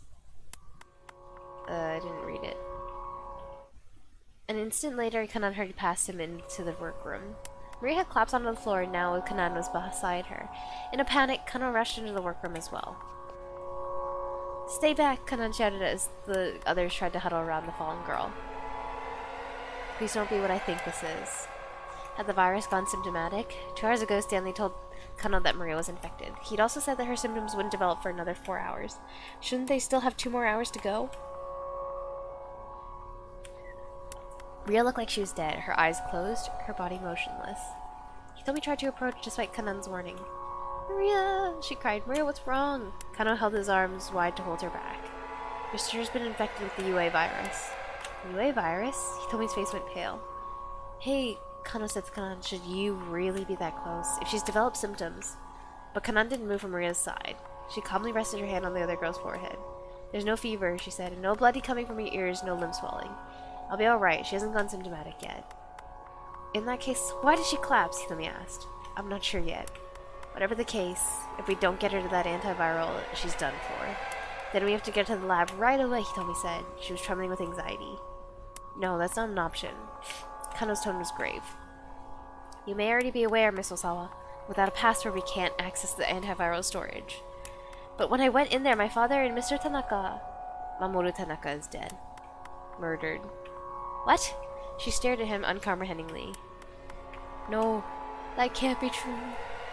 He was a member of a crime syndicate. It's possible they killed him in order to silence him. So then there's no way to save my sister? There was a hollow look in Hitomi's eyes. No, I won't accept that. Why? Why can't we help her? But no one had an answer. Kano gritted his teeth and hung his head. Why did it have to come to this? He'd come this far, but there was nothing he could do, and he hated himself for it. I'll go to the laboratory. She's gonna break in. It was Kanan. Electronic lock breaking is my specialty. Wait, the young man, Achi, spoke up suddenly. So you're a martial arts badass, but your specialty is lock breaking? He looked positively dumbstruck.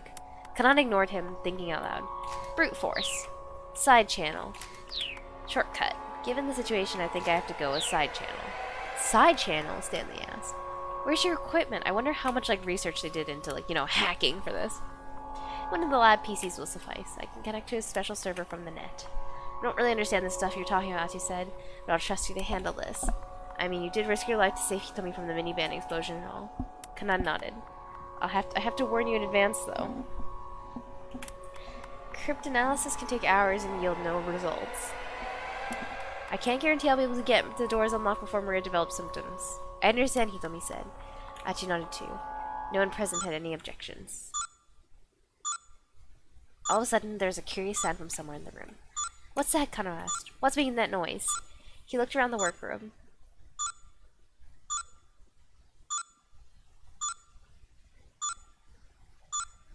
That's my computer. Daisuke hurried to his desktop. The manga monitors, which had been displaying surveillance camera footage from around Shibuya, had gone black. What the hell? What's going on, Dad? Achi joined his father, staring at the computer screens. It's all gone. The camera footage has been deleted. Daisuke blinked in disbelief. Now then, seems our main cast has all been assembled. A man's voice, distorted by a voice modulator, suddenly emerged from the computer speakers. This is the last 5 minutes of fucking Kano's story? Bruh. A moment later, the monitors all began to display a view of the inside of the workroom. Dad, what the hell is this? Someone's broken through our firewall. They've hijacked the surveillance camera system. The color drained from Daisuke's face as he looked at the screens. Where are they filming us from? Kana asked, scanning the sides of the inside of the room. He used the image on the monitors to guess where the camera might be located. Over here? The lens of a camera set atop the computer glimmered like an eye. It was a miniature camera, used for web conferencing and the like. Now that Maria and Hitomi are both there, you probably surmise the situation at hand. And so I offer a proposal. A laboratory password in exchange for Hitomi's blood. Realizing now that it was Alfred's voice they were hearing, everyone in the room froze. At 7 o'clock, roughly 1 hour from now, see that Hitomi Osawa is waiting at the Scramble intersection outside Shibuya Station, just like this morning.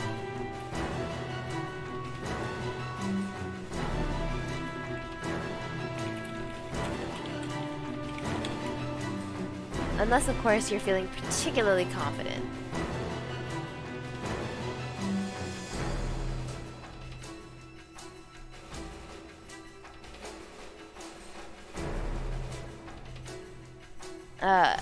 You do have Kanan with you. Perhaps you'd care to take a gamble on her lock-breaking skills instead.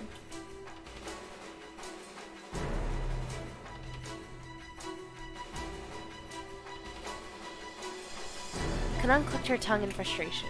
Alfred had known exactly what the plan was.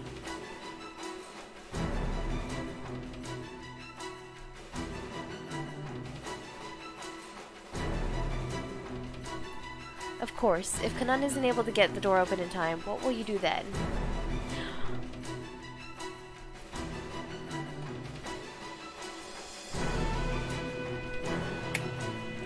Maria's sure to die, yes. It was Chidi all along! I mean, I want to place some bets on who Alfred might be. Because it's definitely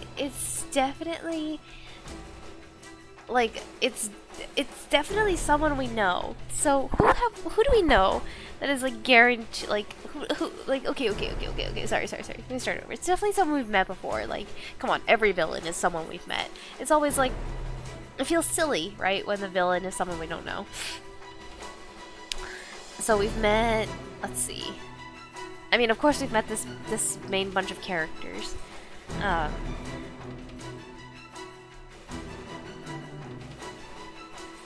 Chidi, and she wants to eat the vaccine. The ultimate meal. Gross. Probably tastes like ass, dude. You can't eat a vaccine, you'll die.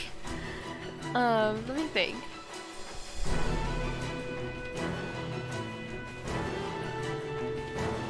I mean, okay, I guess we were potentially sus that it was Stanley, right? Because Stanley kind of sus, you know, he's the American. But it's not Stanley, he's clearly here right now. But what's still sus is why Kanan, like, Kanan, right? Okay, so Maria has a memory of Kanan telling her to not trust Stanley. So the problem is Stanley the bad guy? Wait, why does Kanan not trust Stanley? Because then, like, right? If Kanan doesn't trust Stanley, Stanley likewise also doesn't trust Kanan. So why are either parties not trustworthy, right? Stanley not liking Kanan, that might be racism and profiling. So, you know, maybe we take Kanan's side on this one. Sus out of 5.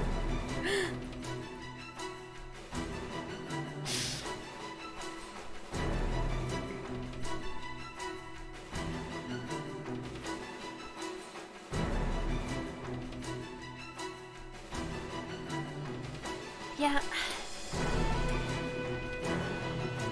I mean, who else do we know, right? We don't know that many characters. I mean, it's not Tateno.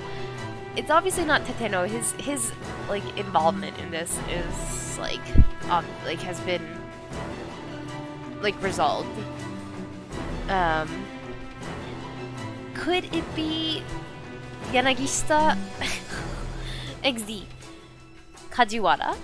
Kuze kind of sus, because Kuze always is like, yo, Kano, sit the fuck down. But Kano's just trying to do his job. But we haven't really met Kuze. We haven't seen that much of Kuze, so it's a little weird to be sus of him.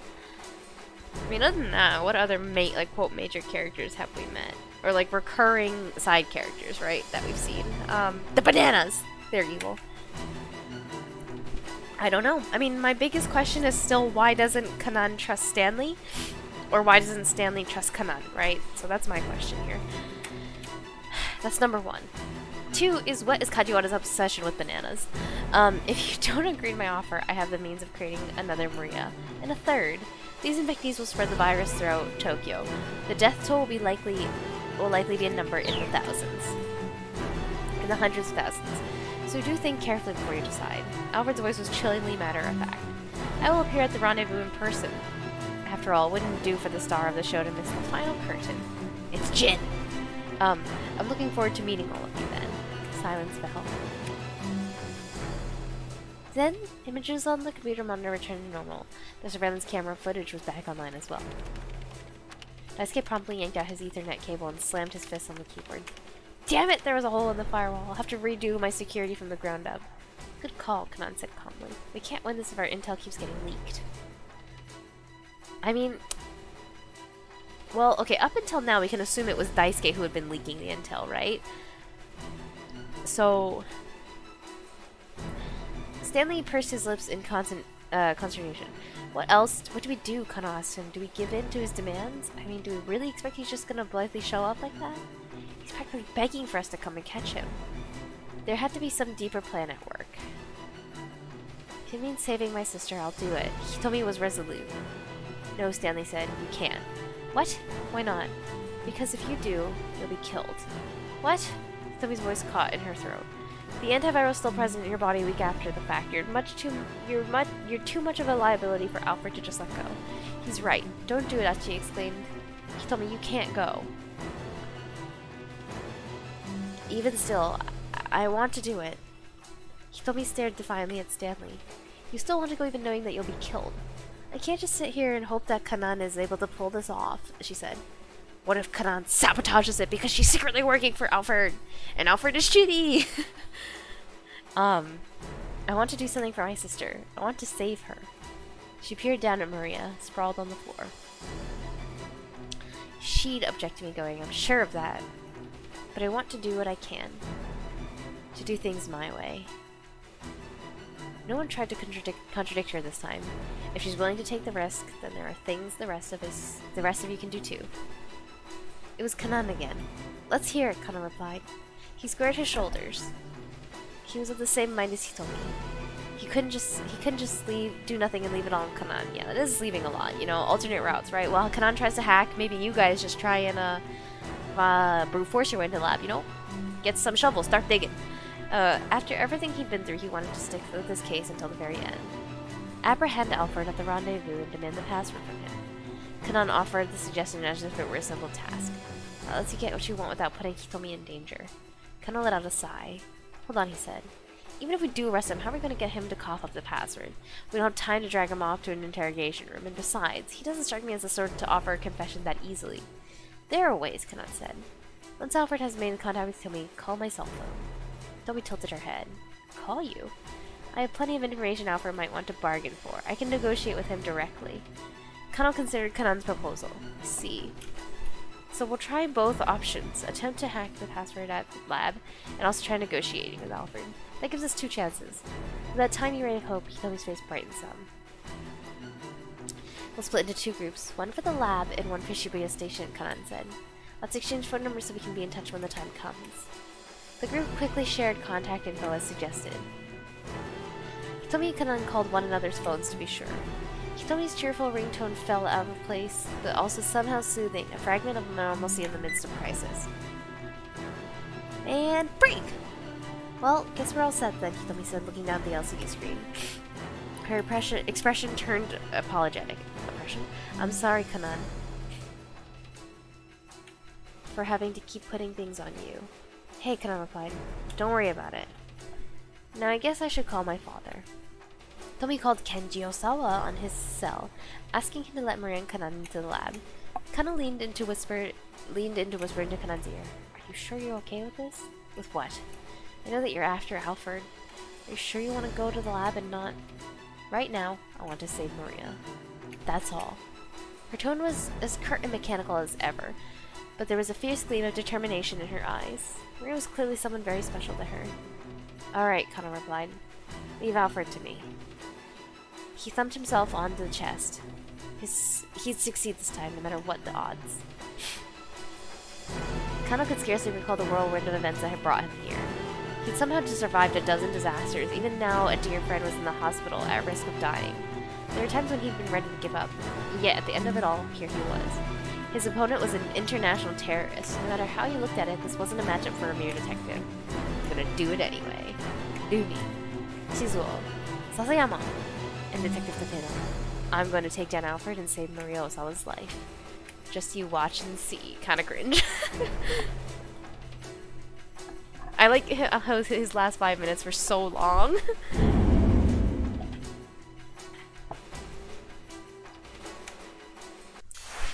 Alright. It's pretty cool how each one of these you're basically successfully breaking everyone's last 5 minutes in the breakout. It's kind of cool. It's like all of them have resolution at the same time. It was Newbie all along. He's just playing the long con. There's no way. Tanaka hadn't given Ice password. That'd be so funny if it was, though. Osawa's last chance had gone up in smoke. He let out a long, shaky breath and shut his eyes tight. Was it true? Was there nothing more he could do? Osawa's cell phone rang. When he saw the name on the incoming call display, he nearly shouted out loud. Hitomi. It was Hitomi! Hitomi! Are you alright? Please tell me you're alright. Yeah. Yeah, I'm fine. But Maria, is Maria there with you? Osawa's heart leaped. Dad, there isn't any time for me to explain everything, so I'll just give you the main points. This is so you can say my sister should just stay calm and listen. Osawa struggled to hold back the 1,000 questions that immediately came boiling into his mind. There's a girl named Kanan who's going to bring Maria to the lab. She's going to try and hack the password in order to get us inside. Wait, hold on. Just what in the world is going on? There are a bunch of people here working to help save Maria. Can you wait for us at the lab, Dad? I'm not sure that electronic lock is something that'll be so easy to. We've got another plan in motion too, and if that goes well, we might be able to learn the password. It was all too much to follow, but Osawa realized he'd have to take Hitomi at her word. It was their only hope for saving Maria. Alright, he said.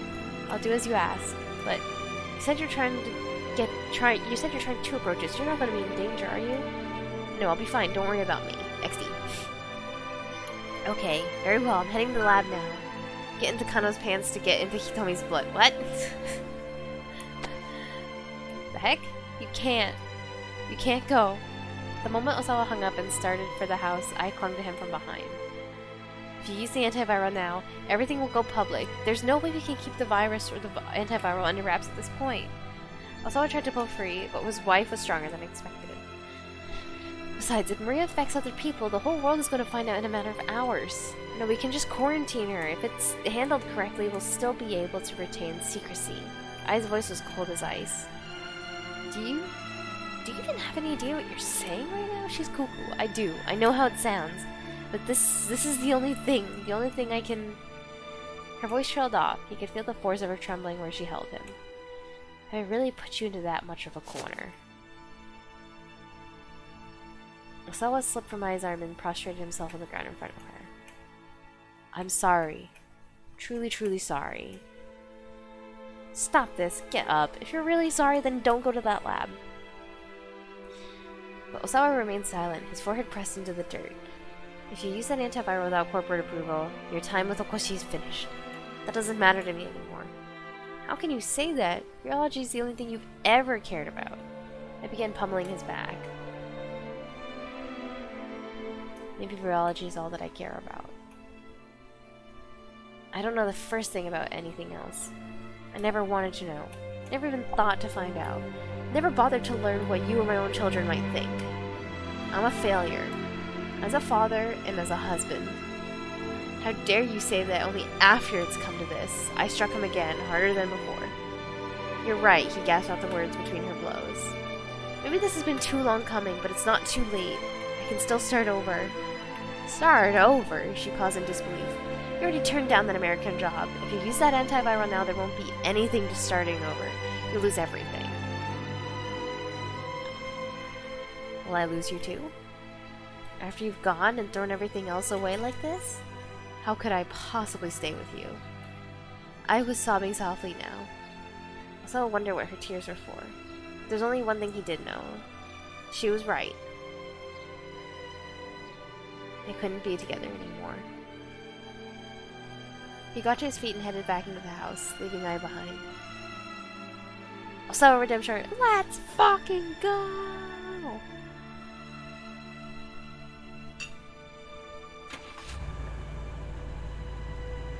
He hurried through the back entrance and went into the garage.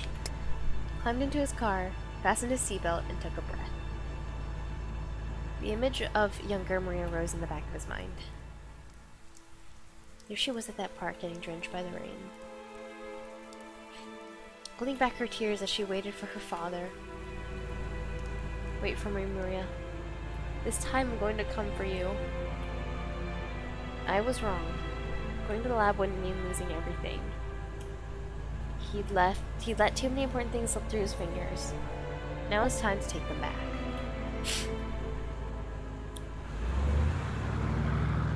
Sal pulled his car onto the street and sped towards the laboratory.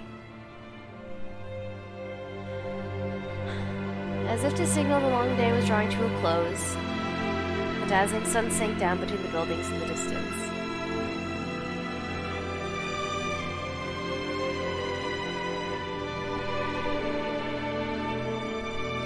Shit's gonna hit the fan. It's gonna be, yeah, I was gonna say, probably hour by hour, right? Next hour, someone else's story gonna end. Next hour, someone else's story gonna end. And then, they all converge at 8. That's really cool how they all end hour by hour.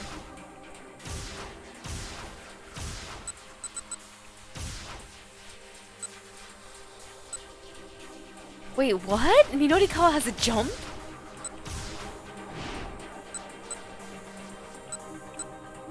Oh, okay, it's because we changed this choice. Okay.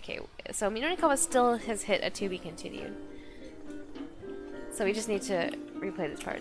Toyama furrowed his brow. No, that's not right. Okay, so this should actually still complete Minorikawa's story then.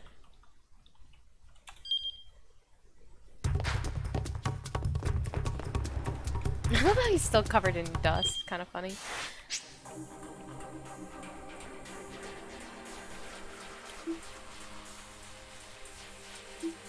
Yo, where do I get my animation preview of the next... Damn it, sad. Okay, let's play a little more. I'll go for a little longer. I'll go until we hit the first bad end, or keep out, or whatever, in the Minorikawa story. Three ran long and hard after leaving the cafe. If the proving deadline was 7 o'clock, then they need to finish up with SOS by 6:30 at the latest. The gang's hangout was in Harajuku. Running all the way there on foot was going to eat too much into too much of their time. Man, the end of Osawa's story, kind of a banger. I think Osawa definitely has the most interesting character development. Honestly, Achi and Kano really haven't learned all that much, in my opinion. I mean, right, Kano did learn, right, to, obviously Kano is now following a bit more of his own moral compass and not just looking at the fucking dictum. But the only reason he's doing that is he did find out that Tateno's the bad guy, not... I kind of would have preferred for him to kind of learn that you can't take everything from a book, right? Even if this book is, like, about... Like, obviously it's not like a textbook, but, like, you can't copy everything after your mentor because... You can't just be a carbon copy of someone. You need to make your own choices, which is what he's doing now. But I kind of didn't really like how he got to that conclusion, right? Maria always has been a bad bitch from the start. Let's see, Achi hasn't changed that much either.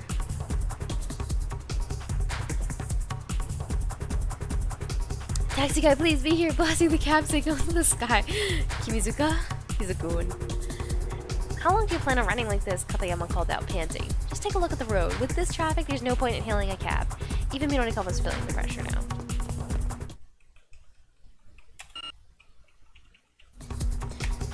What? Katayama wailed. Stop your whining, just keep quiet and stick with me. He'd finally gotten Toyama to find his willpower again. Next month's issue would... Oh, we've already read all this before, and then What's-Her-Face is gonna trip, right? So...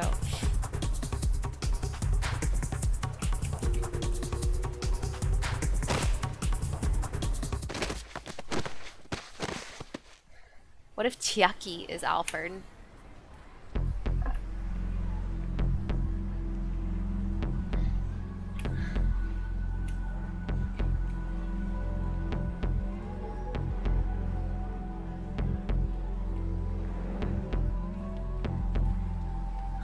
That's so obviously red paint. It's funny.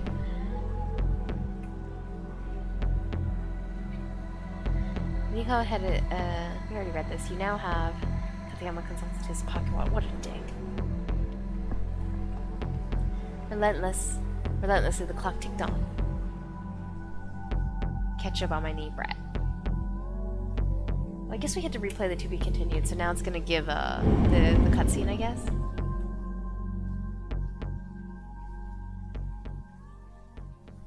Yeah, I was like, yo, give me my cutscene, don't cheat me.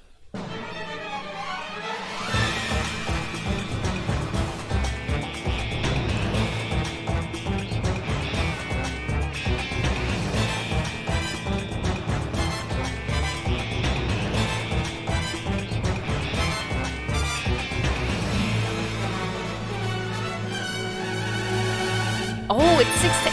Oh, so the last 2 hours are combined into one. Fascinating. Okay. We'll play Minorikawa because I am very eager to have Minorikawa's story converge with everyone else's. He's the only outlier left. Ketchup on my knee. I would lick the ketchup off your knee. What? Hang in there, Jackie. Just keep it together. Minorikawa rushed to her side and offered her a hand. Surely it hardly matters at this point. You're not going to make it on time regardless, Katayama said coldly. What a dick. I want to punch this guy. Minorikawa, I know I don't like you so much, but punch this guy. Give him to business. Kick him in the nuts. And in any case, if 4-star general gossip doesn't get released, it's Mr. Toyama who's going to be in trouble, not you. I dare say the world would be better off with one-third rate gossip rag less anyway. Shut your mouth, Jackie snapped. If the gossip doesn't come out, I am going to be in trouble. An article I've written is supposed to be in next month's issue. It's a piece I've worked my very hardest on, to the very end. And a piece Mr. Mino saw fit to put in. And if all that goes away, yeah, I'll be in trouble, alright. Oh, Chiaki, let's go. Chiaki's legs wobbled as she struggled to get back to her feet. Chiaki, Katayama said, your zeal is a marvelous thing. Worthy of admiration even. But when it comes to work, results are all that matters. We're in public! Big ping pong banger. You have 8 viewers and only 5 of them are me and my tabs. What? The fuck? How many tabs do you have open? Thanks for inflating the viewership die. Mwah! I'm sad to put it that way, but I must be honest, it's just common decency. Katayama glanced at his pocket watch. You have 57 minutes and 10 seconds remaining. At this rate, you won't even make it to the interview venue before your time's up. Frankly, I don't think even a full further extension of your deadline will make any difference in the end. Damn it! Minakawa ground his teeth. He wondered if he should just leave Chucky here and go interview SOS by himself. He could expand the article on SOS, then work a small part of Chucky's interview piece into at least fill the layout. Right now, the single most important thing was getting the magazine out the door, for Toyama's sake. But if he did cut most of Chucky's copy after all she'd done, he might wind up totally killing her passion for being a writer. This dude has 20 seconds before I clock him in the face. Get fucked.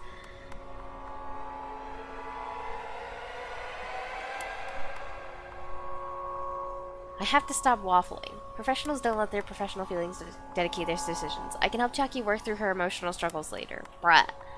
Chucky, that's enough. The young woman got to her feet, staggering as she began to climb the stairs. I'm not giving up, she said under her breath. I can't give up now. Though obviously in pain, she struggled to keep her legs moving. Damn, I can't do it. Look how hard she's fighting to stay in the game. I can't tell her I don't need her article now. Releasing the next issue of Gossip wasn't just going to save Toyama, it would save Chucky as well. Miyonakawa couldn't abandon either one of them, which left him with the hell of a dilemma. He needed to make a decision. If he didn't stop wavering, they'd be out of time. But try as he might, he couldn't come up with a plan. Then he heard a familiar voice from behind him. Kimizuka! If you're wondering what path to take, allow my taxi to be your guide. Let's fucking go! Now this guy's a fucking goon. Everyone else, you know, just a goon. This guy's a fucking goon. You know, he comes spun around to see Kimizuka standing there. Where to, sir? The driver asked. This guy's a fucking badass. Despite his polite demeanor, his pride was obvious. Kimizuka-san, I appreciate the thought, but with this traffic? Traffic? I see nothing of the sort. Okay, sure, but... Minakawa was well aware of Kimizuka's capabilities, but the prospect of cutting through the chaos that currently filled the streets was more than a little daunting. When you know this town as well as I do, there's nowhere you can't go. Alright, what other choice do I have? Guess I've gotta trust you. The light behind everything, look at him, he's so cool. Take us to the original Harajuku. Take us to Inferno in Harajuku. Take us to Labyrinth. What the fuck? Inferno is where we're going, right? Inferno in Harajuku. The bar? Kimizuka quirked an eyebrow. Yes, is something the matter? No, nothing at all. Hurry up and get in. Skirt! As soon as Minakawa and the others had climbed into the cab, Kimizuka tore off through Shibuya's network of narrow side streets. The passengers in the seat jostled roughly back and forth into the sound of screeching tires. This is altogether far too excessive, Katayama murmured, wincing as his head bounced repeatedly against the window. To think we all allowed such inconsiderate driving here in this country. Chucky, meanwhile, had opened her laptop and was somehow working furiously to finish her copy. The sound of her fingers clicking across the keys echoed within the vehicle. How's it going, Chucky? Miyako asked. Just a little more! Her eyes were glued to the monitor, her face all seriousness. They do be zooming. Beep beep. Kimizuka glanced over at Minakawa. If I may ask, sir, what business do you have at this bar? Just a little interview. I heard a local gang called SOS uses this place as their big hangout. You're interviewing SOS? Sir, I feel it best not to get involved with that a lot. There's something about the driver's warning that seemed a little off. Do your taxi driver connections tell you what SOS is up to? Minakawa asked. Originally, there was something of a vigilante corps, but in the names of keeping the neighborhood clean and safe. But lately I heard nothing but bad things about them.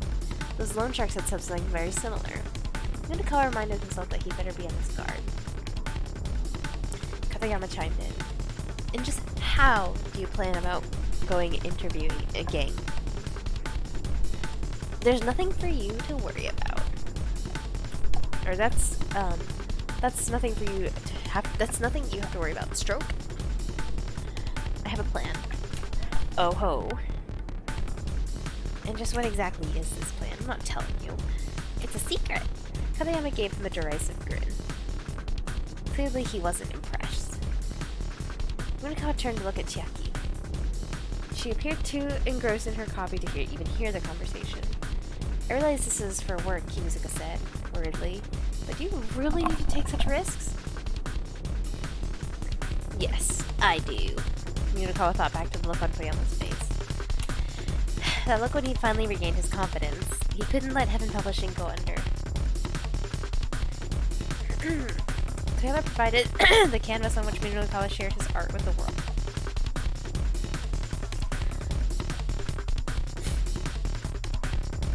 Thinking about it now, Munakawa had always been chasing Toyama's shadow. Though it was galling to admit, that man had been the ideal Munakawa strove to live up to. This dude has such a baby face, the fuck? I like his pocket square though. His fit kinda clean. What, got that drip? That was why he'd hated seeing Toyama reduced to such a pathetic state.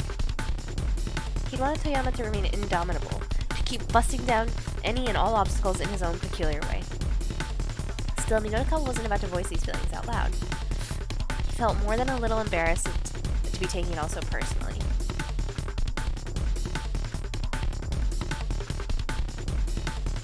When you take on an object, you give it 100% every time. A job, not an object, what the heck? That's what makes you professional, he said. Wouldn't you agree? I do indeed, Katayama chimed in. But you'll have to demonstrate that 100% in the limited time you have left. Which, by the way, is 51 minutes and 30 seconds. And I will not budge in the slightest on that submission deadline. Please do keep that in mind. 7 p.m., eh? How convenient. The man took another look at his watch. I've got half a mind to break that thing, Munakawa said. Yeah, just break it, honestly. Breaking my watch will not stop time. Munakawa shot him a furious glare, but Katayama's composure was unwavering. The guy was unflappable, and the only way Munakawa was going to be able to put him in his place was to meet this damn deadline.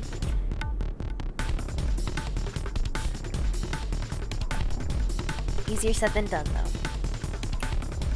He'd want to use 30 of the 51 minutes he still had to write his article. That only left him 20 or so to get the material.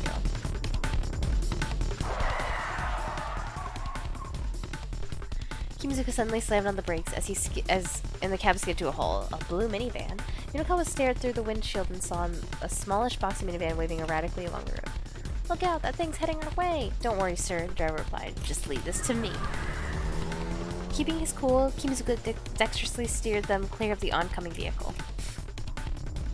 As the minivan sped past, an eerily cold breeze wafted over the taxi. What the heck was that? Munakawa asked. I'm not sure, Kimuzuka said, but let's hurry our way. Nimbly manipulating the gear stick, he stomped the gas one more, spreading the virus.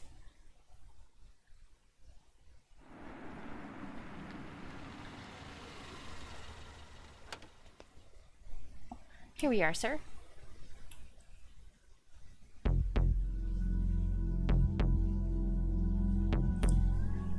They pulled up outside a dilapidated old pool hall. You're a lifesaver. Munakawa clapped a hand on Kimuzuka's shoulder. Be sure to be careful, sir. Munakawa nodded. Huh? What? Chiaki asked, looking up. What are we being careful about? Nothing, Munakawa said. You just wait here in the car. You've still got that copy to finish up, yeah? Yeah, yes. Alright then, Chiaki frowned, but resumed her typing. And you wait here too, Munakawa said to Katayama. But of course, that goes without saying. Incidentally, you have 49 minutes and 6 seconds remaining. Munakawa did some quick mental math. With the half hour he'd already set aside, that left him 19 minutes. However dangerous SOS might be, he couldn't afford to hesitate for even a single second. Bracing himself, he stepped out of the taxi and headed for the pool hall.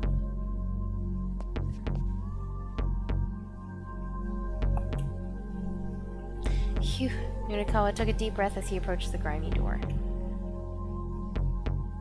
Here goes. He drew his leg back and gave the door a hearty kick. Why? Why kick? The mob of young men inside the bar turned at the sound of the door crashing open. Who the hell are you? Several of them started toward him belligerently. Just calm down and hear me out, he said. I've come to interview with you. Interview us? What the hell for? These were hot-headed punks, alright. They seemed to be itching for confrontation. Minako felt like a punch might come flying his way at any moment. Then another voice called out from farther up. Farther back. Hold up, guys. It was a young man seated in the far back of the corner of the bar. His air of authority marked him as the gang's leader. That must be Susumu, then, Minako thought. When you say interview, do you mean for TV? Or like a magazine? Mind telling us who you are? The name's Minorikawa. I'm a freelance journalist. I'm doing a magazine piece about young people in Shibuya. All I'm asking for you is for you guys to answer a few questions. Huh? Susumu sounded less than enthused. Just 5 minutes, Minako said. What do you say? Nah, I'm not in the best of moods right now. Go on, get out of here. Right, Minako thought. He's gonna make things difficult. But he just hadn't expected these troublemakers to just up and accept the offer to appear in print. Now was when the real battle would begin. Guess I'll just have to write my piece without your help, then. Susumu took the bait and shot him a look. Right about what, exactly? Your little warehouse raids. Warehouse raids? Susumu raised an eyebrow. What are you talking about? Really now, you're gonna tell me you don't know your boys are dealing with stealing and stolen goods? SOS doesn't steal, man. You don't know what the hell you're talking about. Oh yeah? Why don't you ask those two over there? He spotted the fellows he'd seen arguing earlier at the scene of the explosion. Now he pointed them out. Their faces betrayed their alarm. Susumu glared at them. Is this true? They averted their eyes and said nothing. I asked you a question. Have you been stealing stuff? After a long moment of surly hesitation, both young men nodded. Smack. Bap. What? You idiots! Susumu marched up to the two and without warning decked them both. How dare you sully the SOS name? As the two gang members cowered, he continued to punch them repeatedly. Okay, enough with the beatdown. Minako stepped up to intervene. Let's get to business here. Let's get down to business here. I won't reveal anything about the warehouse raids. In exchange, you give me my interview. How's that? Not a bad deal, I'd say. But Susumu ignored him, continuing his pummeling of the pair. Whoa, hey, nobody's gonna play nice with a guy who flies off the handle and beats on people, you know? What'd you just say? Look at yourself. You're clearly not the cream of the crop here, kid. At that, Susumu's fist finally fell still. Take that. Is some of that. The rowdy bar went silent as well. Say that one more time. I dare you. I dare you. I'll put your ass in the ground. The gang's leader's eyes were red with rage. Minako snorted, unafraid. Humph. That's the exact sort of line I expect from a total wuss who's all bark and no bite. Shut your damn mouth. Get the hell out of here. Oh, this is hilarious. SOS top dog is such a yappy little puppy. Susumu snarled like an animal. You son of a bitch. I'm gonna beat your ass. Whap. Oh. Mr. Mino, I'm all finished.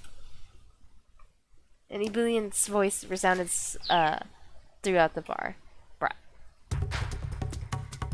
Jackie? Minako looked and saw that both she and Katayama had appeared in the doorway. I finished my copy.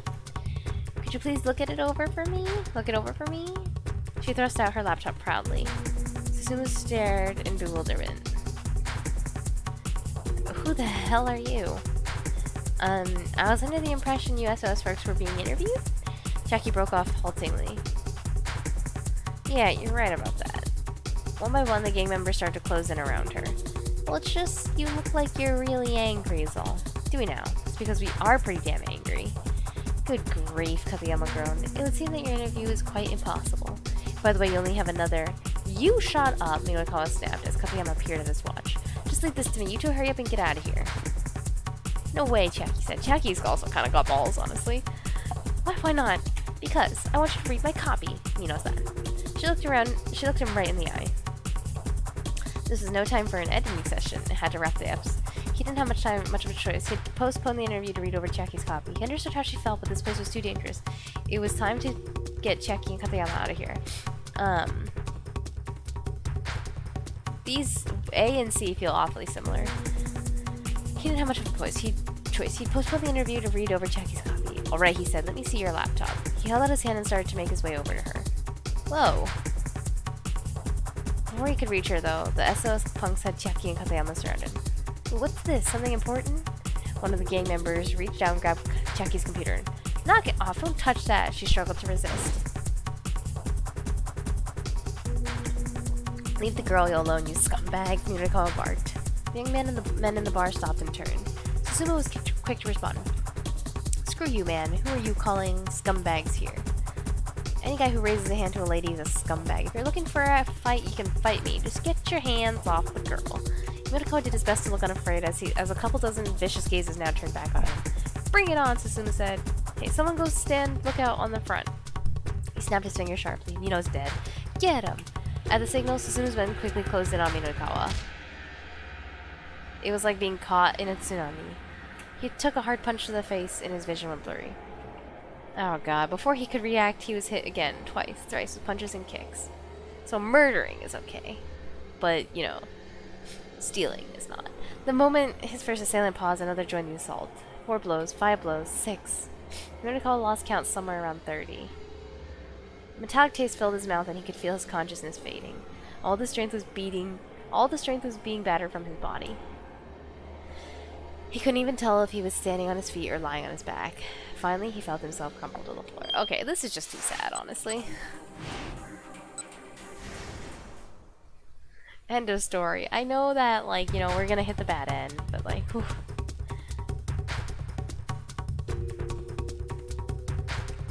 Get them out of here. He understood how she felt, but this place was too dangerous. It was time to get Chiaki and Katayama out of here. Look, you guys need to leave. I'll give it a close read-through later. He gestured for the exit, towards the exit with a jaw, desperately hoping they would take a hit. Hey, we can read it instead for you, Missy.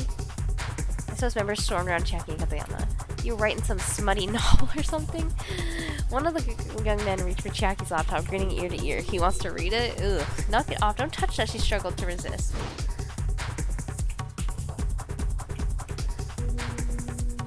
Yeesh. It's going the same way. I know we've gotten bad endings before, but bro, I don't want Minakawa to die again. This is too much.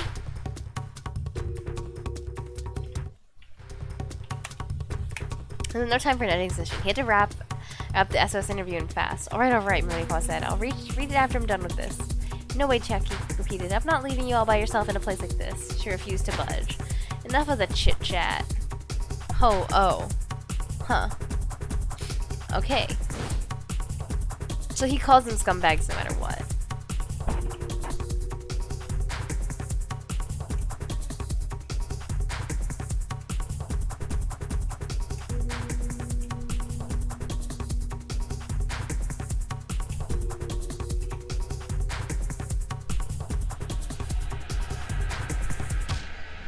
Oh, wait, maybe Minakawa has a bad ending here no matter what because someone needs to correct it. I'm actually so dumb. I'm so dumb. Okay, we're just gonna button mash until we get the bad end here. It probably is someone needs to change a part of his story.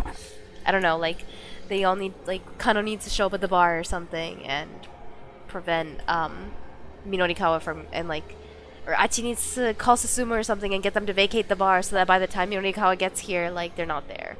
Or he just needs to choose to not go to Inferno. Maybe that's also it. Because that was another choice we made earlier. This is different, though.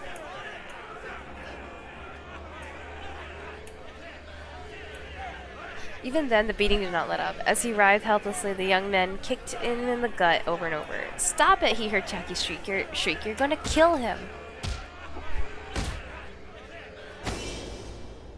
Ditch.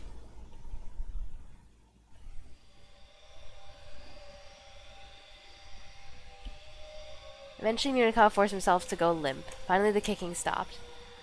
Crap. One of the thugs murdered, sounding panicky. Did we take this a bit too far?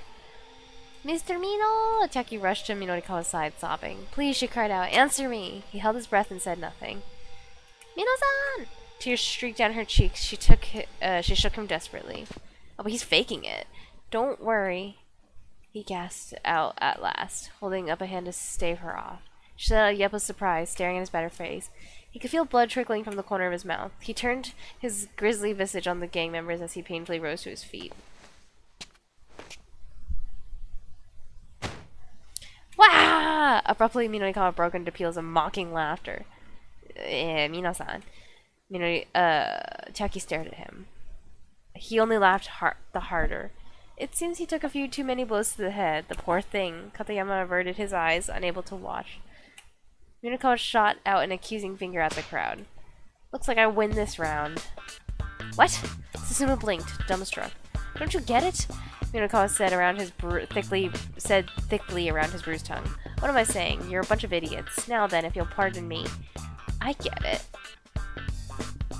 Minorikawa was halfway to the exit when Katayama's exclamation rang out. You're planning all along to let these guys beat you up, huh? Minorikawa jerked out to a halt, his shoulders trembling. You knew they'd turn down the interview. And so by letting yourself get beat up, you'd have something to put in the article, yeah?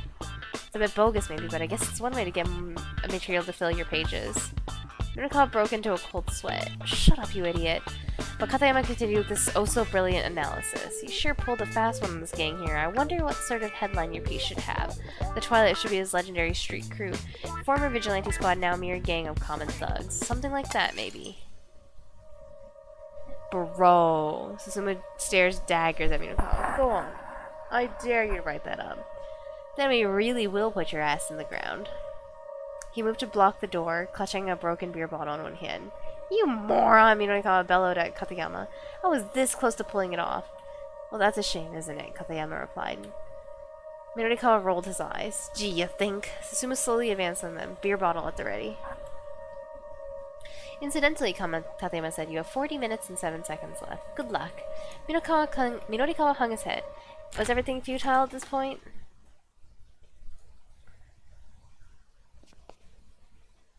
Alright, cool your jets. I'd say that's quite enough. Kimizuka! Let's go. Susumu stopped and spun around. Kimizuka had entered the bar. The taxi driver stared up sternly from behind his sunglasses. All the young men in the bar fell silent. Minorikawa and his companions exchanged glances. Man, you... Susumu's face twisted up in awkward embarrassment. Kimizuka's tone was light and playful, but intimidating nevertheless. Whoa, hey now. That's no way to address your teacher. Teacher? Minorikawa blurted in disbelief. Kimizuka nodded. Yeah, until last year I used to be a teacher, but I got into a bit of a dispute with my school, so I moved on. These guys in here are all former students of mine. Sorry they're such a bunch of good-for-nothings. Wow, Chiaki said, I'd never have guessed. I thought since I wasn't their teacher anymore, it wasn't my place to butt in. But I couldn't sit idly by and let one of my customers take a beating. Kimizuka turned back to Susumu. This guy totally played you, every last one of you. Susumu bit his lip in frustration. Still, it's hard to imagine anyone wanted to take a beating from this many guys all at once, so it's hardly your fault for falling for it. Kimizuka had switched gears from taxi driver to street-smart mentor. You guys lost this one, he said, and for that you need to give him his interview. No way, Susumu said, and Susumu looked disgusted. Look here, kid, Kimizuka said. Let yourself save some face and help the man out. And maybe you won't come off as a bunch of total idiots in his article. He flashed an amicable grin. Well, when you put it that way... Fine, alright. Susumu blew out his breath in resignation. Susumu, you can't just let yourself cave like that. The remark had come from a particularly nasty-looking young fellow who slouched on the bar sofa. Minorikawa recognized him, the kid he'd encountered earlier in the afternoon, wandering around with a wooden cudgel. You shut up, Kiryu, Susumu said. So what, you're just gonna let SOS make a mockery of itself? The gang leader let out an annoyed growl, but said nothing. And you still think you've got what it takes to run Shibuya? Shut up. I've already said I'll do it. Kiryu sneered sullenly at Susumu's outburst.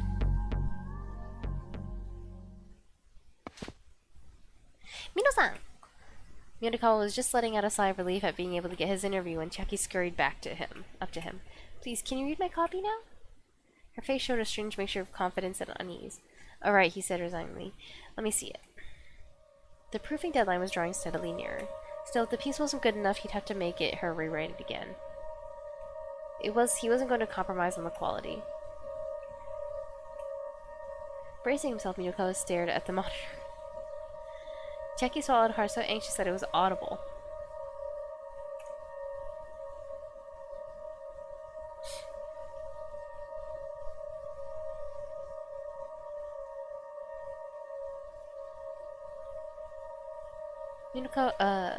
Minokawa gave the piece a fast once-over, then read it again more closely. When he was done, he closed his eyes, considering. Jackie held her breath, waiting for a response. It's okay. She looked back at him blankly for a long moment. Really? It's really okay. Is it really, really okay? It really is really okay. Minokawa watched in surprise as she broke down in tears. Oh, thank you so much!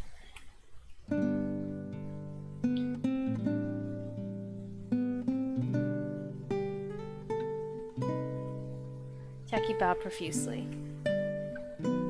He gave her an affectionate little ruffle atop her head.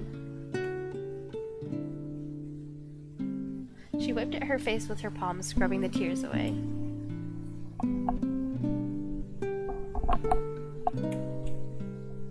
So I guess I never really told you what sort of articles I want to write at all. No, I don't think you have. I mean, I want to write socially conscious exposés like you do, Mr. Mino. And so to hear you say an article I wrote is okay, that makes me really... happy, I guess. Or maybe moved?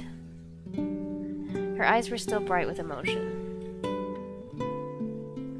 Well then, really, there's actually another writer who took inspiration from his work and who strove to be like him. Minokawa had never thought a day like this would come. It was a peculiar feeling. He'd always been the follower, chasing after interviews in order to be more like Toyama. It made him feel bashful and proud that the skill and soul he'd honed might be passed on to the next generation.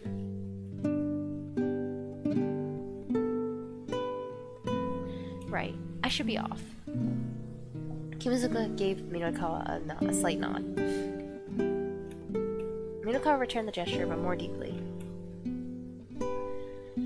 You really have been a tremendous help today. I'm not sure where I'd be without Ri right now if you hadn't been there for me. Oh no, not at all. I was just driving a customer around to where he asked me to go.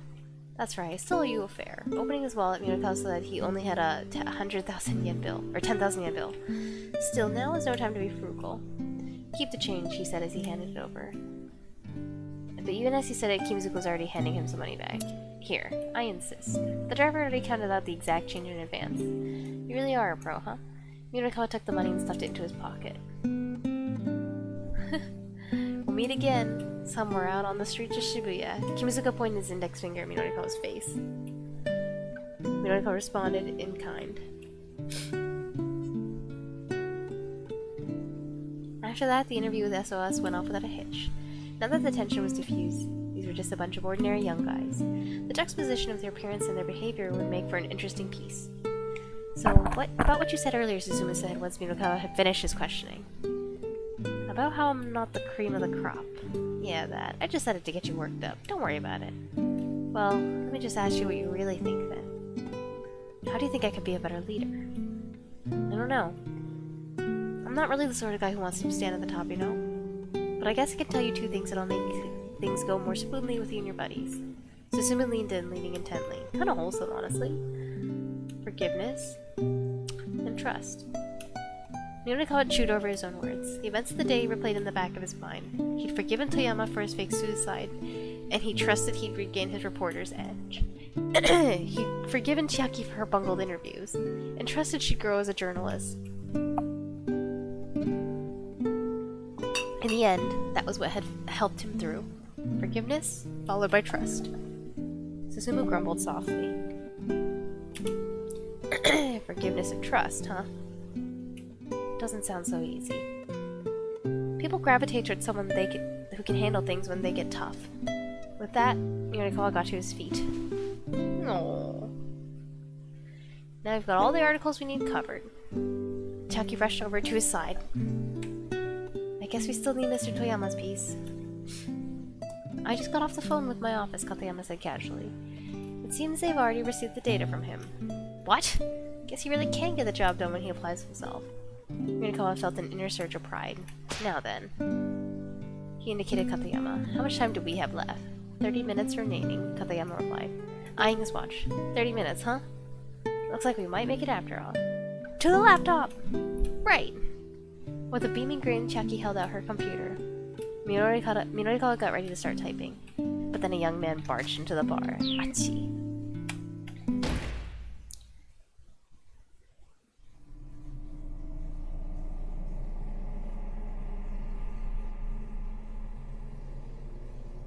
The newcomer hurried over to where Susumu was sitting and promptly prostrated himself on the floor.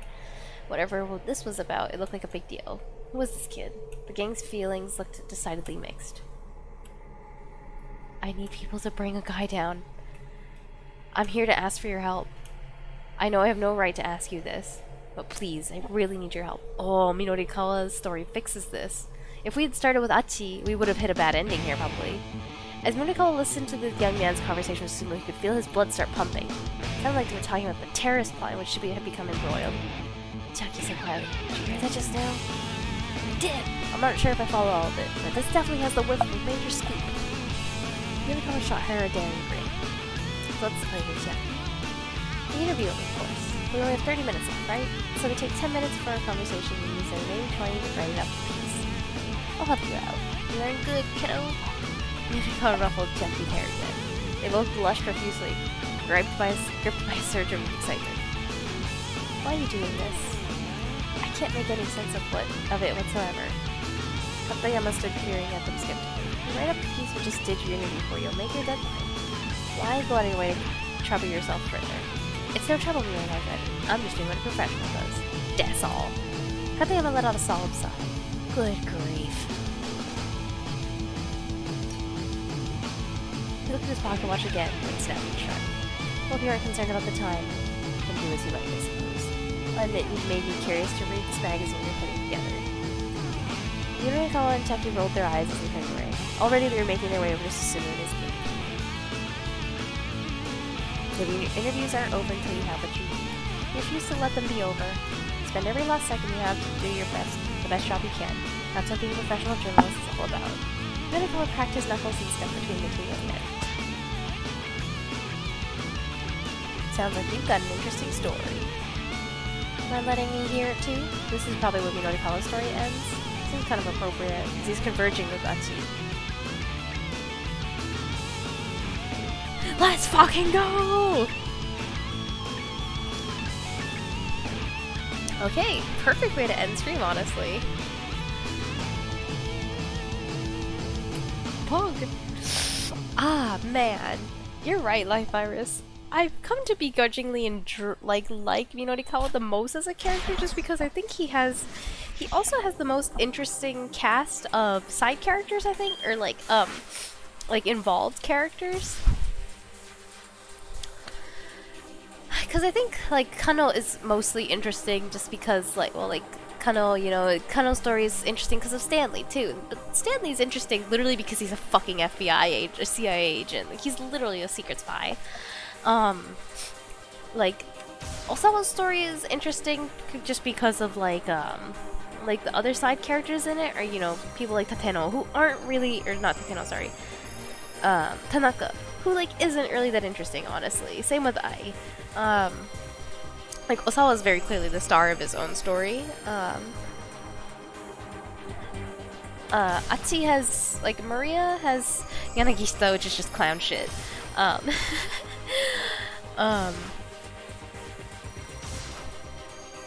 Achi has, like, Achi has most of the main plot in his story, I would say. Like, him and Kano hold most of the main storyline. Osawa has main storyline too, of course, but his main storyline like exists to support, like, not exists to support, but are really strongly in support in relation of like Kano and Achi. But I think Minorikawa has like the most interesting real life kind of characters. Like, you know, Chiaki is like a very normal person, honestly, right? It's and kind of hearing about her is kind of right. more relatable, and I don't know, I find it interesting because it's a very mundane problem, but in a very, like, fictional, over-the-top kind of setting. So I begrudgingly... Let me think. I still enjoy Maria's chapters the most, just because Maria's so fucking cute.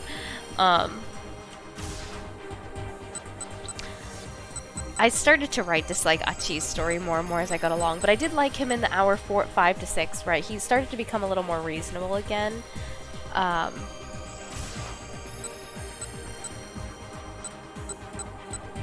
Kano I still kind of find boring, but I'm actually most curious to see where Kano goes from here, because again, he's finally not using the fucking dick dictum every 5 seconds now. But yeah, I gotta say, I think Midorikawa definitely had more conflicts I actually cared about, honestly. And again, even though I don't like him as a character, as like a person, because his behavior kind of like bleh, he has a lot of extremely respectable qualities. Like, he's still, like, in the end also, you know, standing up and having the chops to be Chiaki's mentor, which we also copy, of course. And then, you know, he's letting himself getting wailed on. Like, I literally, like, chose all 3 endings, or choices, because I thought I was just gonna get a bad ending. So I was like, I was like, oh god, how do we see Morikawa? But he actually just was a fucking baller and took the whooping for the job. Kind of a goon. He's not a fucking goon. Kimizuka's a fucking goon, but Morikawa has earned my goonly respect. Anyways, yeah, I'm a little tired. I need some more water, throat hurty. I also want to kind of brush my teeth. I haven't brushed my teeth yet after dinner. I need to put my grapes back in the fridge.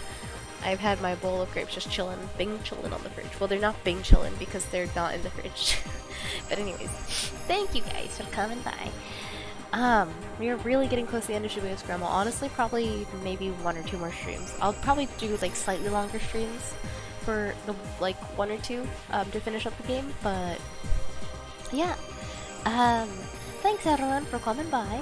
Next stream is likely going to be Saturday. We'll see if I can sneak one in on Thursday. I might actually end up having some extra time on Thursday, so if I can, I'll sneak in one more Shibuya Scramble stream on Thursday, but no promises.